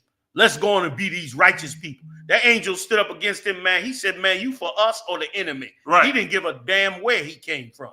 Go ahead. Khan, verse 14. And he said, nay, but as captain of the hosts of the Lord am I now come. And when he said that, he called his rank out on Joshua. Just to let Joshua know I'm over you. I'm the captain of the host of the Lord. That's who I am. Like he pulled rank on Joshua. Joshua like, who the hell you? I smoked you too. I don't care who you. But he was really merciful on Joshua. He like, yeah, I see you badass, but I'm captain of the host. All right, nigga. I hold high rank on you. You know what I'm saying? Joshua had to back up off that. But that's the kind of man he was. That's a man of God. Man of God, I believe in raising God's nation up out the dust and turning that nation back to the Lord. That's what your job is, to clean up this nation. Go ahead, Khan. And Joshua fell on his face to the earth. Joshua knew how to follow rank. When that angel called that call, he dropped down on his face. He knew this cat is way over me, man. This is an angel. This ain't even a man. Go ahead. Khan, and did worship and said to him, what saith my Lord unto his servant? Go ahead. And the captain of the Lord's host said unto Joshua, loose thy foot loose thy shoe from off thy foot, for this place wherein thou standest is holy. Damn. Go ahead. And Joshua did so. You understand? He took off. He told him, take your shoes off, man. You standing on holy ground. And then he began to show Joshua how to raise that nation up and bring that nation back from the dead, from where they was. Brother, you got to turn back to the Father. Listening to these clowns in the church, these disgusting sodomites and lesbians sitting all up in the church, promoting every wicked, evil thing that the so-called Jew and every wicked thing that the so-called white man wants them to promote. And every bit of it is about destroying you. And it has destroyed you. And now you got to return back so that you are no longer destroyed in this kingdom. Stop looking at this kingdom like it's special, man. This place ain't special, man. Ain't nothing here special. It's all mirrors and lights to flicker in front of your face to keep you blind to what's really going on. That they walking you down the road to your own self-destruction, man. Get real about life, man. Get real about what's important. What's important is you, your people, your family, your nation. The survival of blacks, Latinos, West Indians, Native Indians, man. That's what's real. Everything else is a game until the time they come to kill you, man. Right. Stop believing the hype, man. Is that it on that? Give me Jay-Z. Khan Wakan, sir. Khan Wakan. Good? Yes, sir. All right. Khan Wakan, sir. Jay-Z accused in a civil lawsuit of raping a 13-year-old girl in 2000 along with Sean Diddy Combs. And here's the thing. Whether he did it or not, and any other entertainer in Hollywood, P. Diddy did so much evil, according to Esau, that the propaganda alone done convicted these niggas. They already convicted. Because the propaganda alone, let me tell you something. I went to court and I had a brother with me. I mean, I went to court for a brother. And the brother was charged with rape. Flimsy ass case. The brother was charged with rape. And they went to interview one of the sisters that was going to be on the jury. And they said, you know, this is the case, it's a rape case, blah, blah, blah, blah, blah. And the prosecutor said to her, the defense attorney said to her, can you sit on a case like this? And she said, nah, I can't sit on no case like this. I don't want to be on this case. And the defense attorney said, how come you don't want to? This is a black woman. He said, how come you don't want to be on this case? She said, because I just can't deal with somebody that puts their hands on a child. Now, understand something. He ain't been on trial. The trial is beginning. But in her mind, he's already convicted. In her mind, she like, he done put his hand on the child. So the defense attorney dismissed her because she could not even realize, she couldn't even handle the case before. Y'all understand what I'm saying? Like, he ain't been to trial yet. But she couldn't handle the case just because of the idea that he could have done that. So she couldn't even be a partial jury. How many of our people is on that jury that is just don't say nothing? How many sisters that been molested get on that jury and see another black man on trial and send him to jail simply because of what they went through? And vice versa with men and others. We screwed up here. And then now with all that came out on P. Diddy, with Jay-Z coming out, it don't even matter if everybody think he did it already before the trial even started. Go ahead, Doc, because of the propaganda they done put on us. Come on with it. Colonel Khan, sir. Jay-Z responded with a lengthy statement calling the allegations idiotic. The accuser is anonymous. Right. He been fighting this for years. This girl, I don't know if it's true or not, but the girl's lawyer been trying to get him to settle financially out of court. And he got so mad with the cat, he filed a lawsuit against them, trying to back them up. Now, it could have just been his strategy. Who the hell knows? The point is, the propaganda is so big because of the evil that they were doing in Hollywood in the first damn place. So you can't even differentiate whether or not he's guilty or not because they putting the propaganda on him. And let me tell you something that you don't know. They are systematically destroying the powerful in Black America. They know they got the wind in their back right now.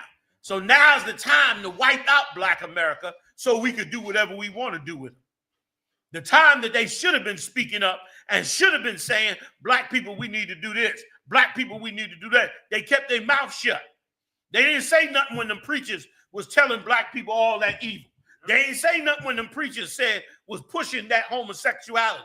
They ain't say nothing when black people was getting killed by the cops and all that. Jay-Z's rotten ass went and shut down the whole Super Bowl thing with Colin Kaepernick. And listen, I don't like 50 Cent. I don't like the cat. You understand? I don't dig that dude at all. But I got to give it to him on this one.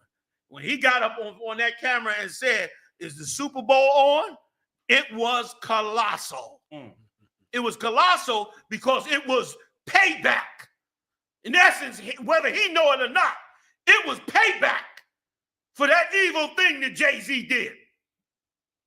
That was evil as hell to go up there and to stop them brothers who were speaking up on the deaths of black men. Right. They was fighting for black men to stand up, and he blocked it. Well, guess what? Now you in a snag. Now you need black people. You need black people bad now. You didn't give a damn about them when that football money was coming. But you need them bad right now. Because right now, Esau about to pull hell on you. Come on with him, you die. If I could, sir, it's so heavy. He went from, like on Instagram, Jay-Z went from 4.5 million followers to about 964,000. Damn. Beyonce went from like close to 4. She was close, like in the billions. Now her numbers are dropping down to like 360 million. Like it's going down. Just today? Just these past 2 days. Like it's insane. To go from 4.4 to about 900,000. And I think Beyonce was somewhere around like 390, and now she's down like 314 going, and it's still going down, sir. You understand? Like you don't know what the hell. And I'll put money that those rich Negroes up there in that arena probably came together, said we're gonna buy this or get that or do this. And the white man said, oh hell no. It's time to let you niggas know who really rule this roost. Yeah. You should have stood with yours. You always stand with yours. I turned around and told you before, if you wealthy and an influencer, you got to be the voice of black people because your people is oppressed. You got to take one for the team. You don't sit up there and get rich and don't do nothing. If you can't speak publicly, you better be supporting privately, man. You better be working towards helping black people because guess what? When it all comes down, that's all you got. Yep. That's all you got. Come. That white rich friend of yours that tell you come on out and play golf and he riding around on his huge property with a damn lawnmower and all that. You think that's your friend, you big dummy. He's only nice to you because you live next to him. Because you got a mansion and money next to him. But you better be doing, man, is doing the hard work like these brothers in the school do. The brothers in the school do the hard work of dealing with brothers with so many problems, dealing with sisters with so many problems, trying to fix a people that has been so broken for 400 years in this kingdom. And you sitting around wealthy and powerful and able to help, got influence, can talk to people that other people can't get an audience with. And you sitting around like a big dummy, you understand, going to Diddy parties. You got no sense of, I need to be on top of my nation. When you ain't never read the scriptures, man. Moses was rich. Second to the throne. And he went and helped his people, man. Not only him, many, many others. Go read about Daniel. Daniel was the cupbearer for the emperor of the empire. Wealthy as hell. He had the emperor's ear. Stood for his people anyway and lived because of it. Many, many people did the same. Joseph in Egypt, second to the throne, gave him everything. He was in power. What did he do? He went and made sure his people were secure. He said, y'all go move up in Goshen. And he was smart as hell. I always say this. He was a goddamn genius. He told black people, man, Latino people, he said, look, when you go up to Goshen and they ask you what y'all do, tell them you sheep herders because the Egyptians hate sheep herders. And you would have thought, why would you do that? Tell them something nice to make them feel good. He said, no, tell them you sheep herders. You know why Joseph told him that? Because he wanted them to look at us the way like we was nothing so they would leave us the hell alone. But you running up in his face with Rolls Royces and you Billy Badass, and now they done claim they coming to take everything you got. You don't understand life, man, because you have opened up the Bible. You haven't learned at the feet of the prophets of God. Right. And you've been a fool not to do it. And now you paying the goddamn price of it, man. Paying the price, all that wasted time, all that wasted time and money. All the wealth you got and all that money you got, it's a waste of time. You in there doping up people and what God knows what else that is true and not true that you've been doing, man. And that shit you did at the Super Bowl, that was heinous, man. That shit you did, that was heinous. And you better hope the Lord didn't see it. And Jay-Z better repent to the Most High. Because if the Lord seen it, if the Lord knew that this was a path to save black people's lives and you turned your back on them, you're going to pay the price out. There is a God in heaven now. You better recognize. You better recognize there's a God in heaven, dumbass. That's right. And he brings judgment on the earth. You understand? And that judgment is on its way. Go ahead, please. John. That was it. What else? We got time for one more? Squeeze one more in there for me, you die. Go over a couple minutes. Y'all want to go over a couple minutes? One me up if you want to go over a couple minutes. Big shout out to Thakana Parian. Big shout out to Jericho. Adolphus Last. Princess Nazim Anna. Big shout out to you. Tekoa Israel. Big shout out to you. Yakalya. U.P.K. Big shout out to you. Dawada Ephraim Yasha Allah. Good name, brother. Big shout out to you. Obed Israel. Sawak Shemaiwan. Big shout out to all y'all. West Philly for life. I feel like I put my hand on my chest when I say that name. 1992. You understand? The worthy Joshua 12. Big shout out to you. Who else I got in here? Hebrew Dave. Itazab. What's going on, warrior? All y'all up in the building. Ra'ah Award. Did I get it right, Ra'ah? I hope I got it right, man. Kokomo in the game. Good, big shout out to you. Who else up in here with us, man? In the building. From Egypt to Israel. Most High in Christ. You hold it down, man. A Hill making flowery statements. Okay. He never claims his innocence. That's true. Jacob Brown in the building, man. Y'all let me know. We going one more story? What we doing? Oh, I got number ones in the game, y'all. Let's get it in. What you got for me, you die? Biggest one you got. Israeli forces enter Syria for the first time in 50 years. How could I forget? Brother, the Third World War don't never stop. Now they up there in Syria. They really trying to hurt the Russians, man. They trying to take Russia down.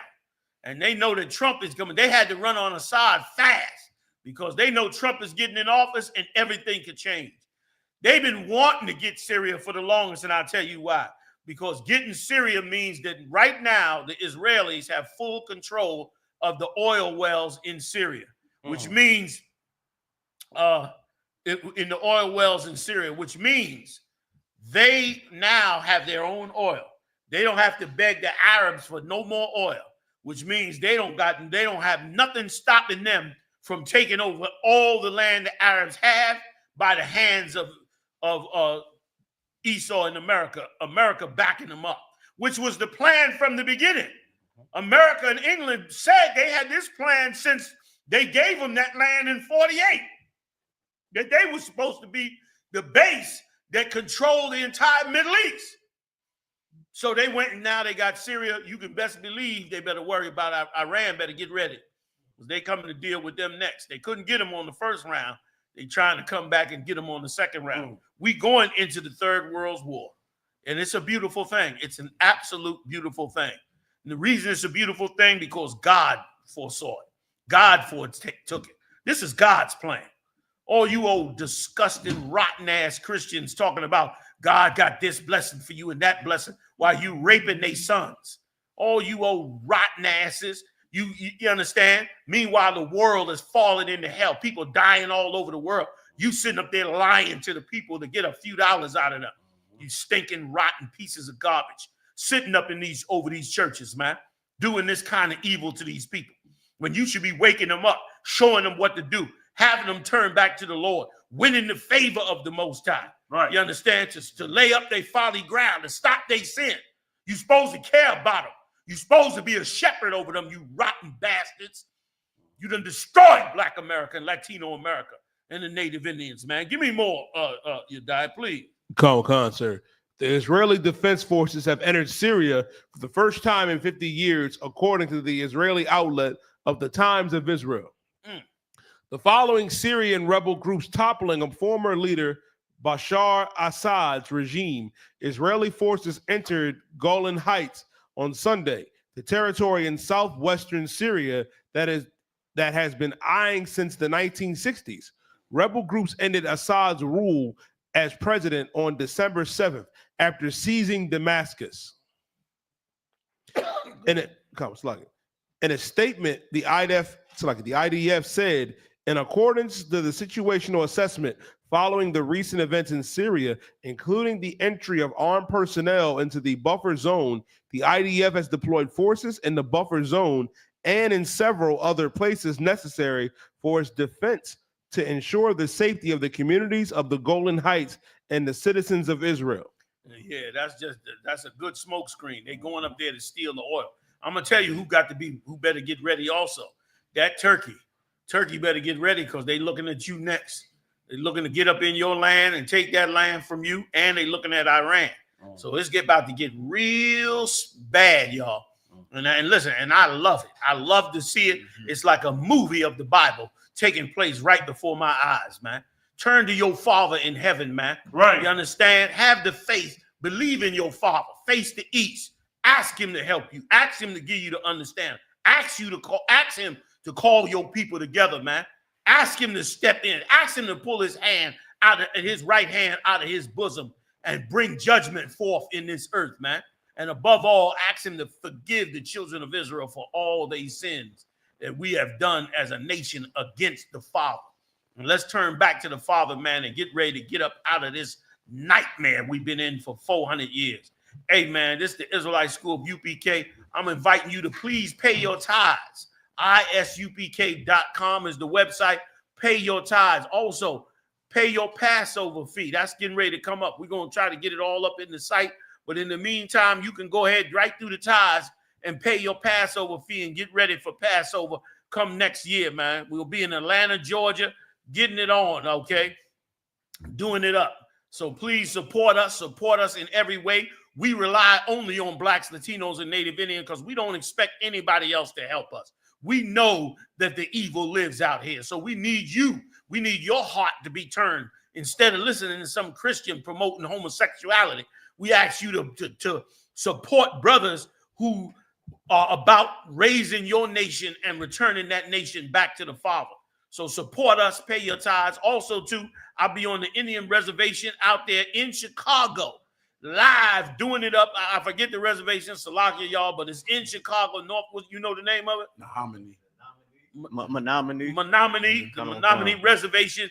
We'll be up there, man, doing a powwow, a support for the brothers and sisters up there who's struggling through the winter. And y'all better not let me get my camera up there because I'm going to tell all the dirty stuff that this empire has been doing to the North American Indian. I'm bringing my camera with me. So I already know you supposed to, you know what I'm saying? I'm going to bring it all out because you wicked and evil as hell. And them brothers and sisters suffering up there, man. And it's time that it be exposed, and it's time that we come together. Get real about life, man. Get real about what's going on. Support the truth. Hey, man, I got the heavy hitters with me in the building. General Muhammad holding it down. General Hazayan holding it down. General Officer Barah, Officer Yadiah, Officer Ibad Hayah, Officer Mathamyah, my super team up in the building, Officer Napatazat, and Officer Sabawan holding it down with them stories and all that, and Officer Mashak on the videos and YouTube, man, getting us together. I'll see y'all next time live on the UPK, y'all. And we'll be on the reservation, I believe, next Saturday. Next Saturday, we'll be up there on the reservation. Chicago, Milwaukee. I heard all the camps is coming up, man. A lot of camps is coming up in that zone that weekend. I look forward to seeing all y'all, man. We do it up live every Monday night, man. I'll see y'all next time live on the UPK, man. Yeah. You need everything you need because I know you need everything in Christ. And Christ means everything to you. I called on the Lord. I said, and Father, this is real. Will you watch over them? Will you raise them up to be strong? I'm just a man with flesh. This is what you called for in your scriptures. You said they wore studs and fringes, they got it on. You said they don't follow the law, they doing it. You said under YAHUSHA they ought to love one another, and they doing it.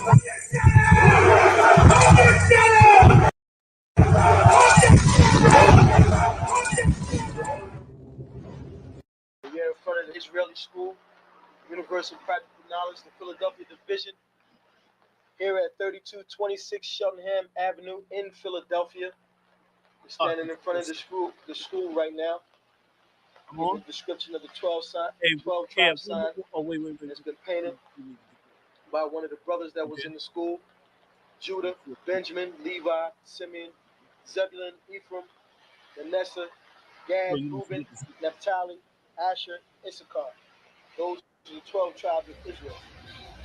Okay, 1, 2, 1, 2. Yeah, real quick, I just wanted to also announce that this Wednesday coming, I'll be in Chicago doing a live class this Wednesday. If you in the Chicago area, man, come on up to the Chicago school and join me. We're going to kick it up live and taking your questions, supporting you in every way I can. We'll be up there in Chicago this coming Wednesday. Also, you know where I'm going Friday. I'm jumping on the round table of truth with the Chicago heavy hitters. You know I got to get into that. That Chicago Friday night, that round table of truth, they getting it on. I'm going to hit them on Friday, and we still going to the reservation on Sunday, man. Chicago got the ball this week, y'all. Join us. I see you then. The water. Shalom.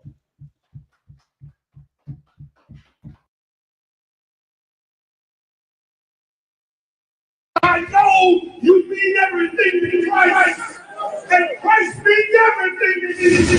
I called on the Lord. I said, Father, this is real.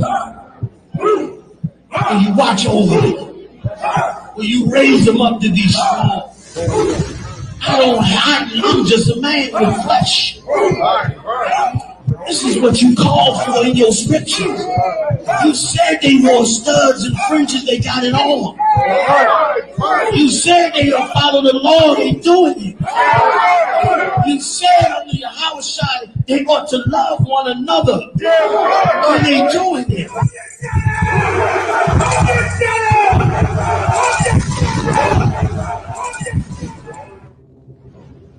We're in front of the Israeli School, Universal Practical Knowledge, the Philadelphia Division, here at 3226 Cheltenham Avenue in Philadelphia. We're standing in front of the school right now, getting a description of the 12 tribe sign that's been painted by one of the brothers that was in the school. Judah, Benjamin, Levi, Simeon, Zebulun, Ephraim, Manasseh, Gad, Reuben, Naphtali, Asher, Issachar. Those are the 12 tribes of Israel.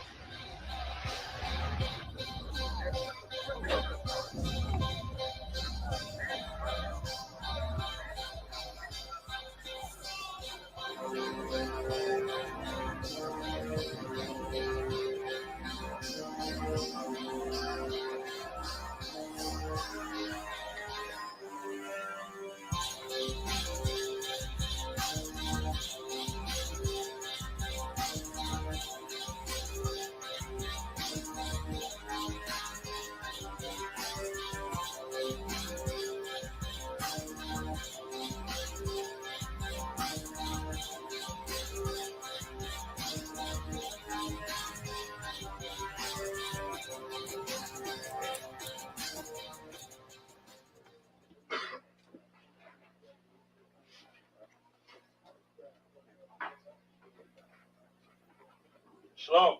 Shalom.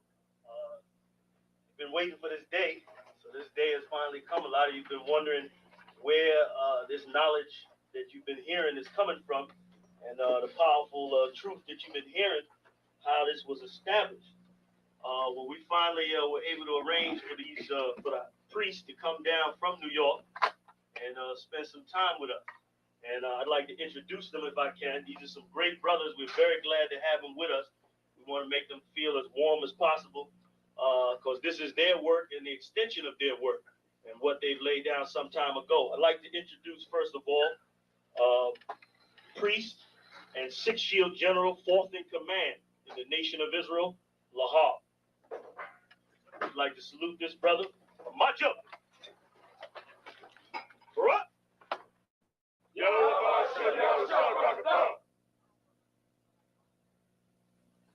Yashabim, which means sit. And I'm going to turn it over now to Priest General Lahar. Good morning, brother. I'd like to say this, starting off, we're very impressed at your school here, and we're very impressed to see that the brothers and sisters in Philadelphia think enough of the Most High and the Bible and the truth and your nationality to be a part of this. Because most of your most of the brothers and sisters are running from the truth.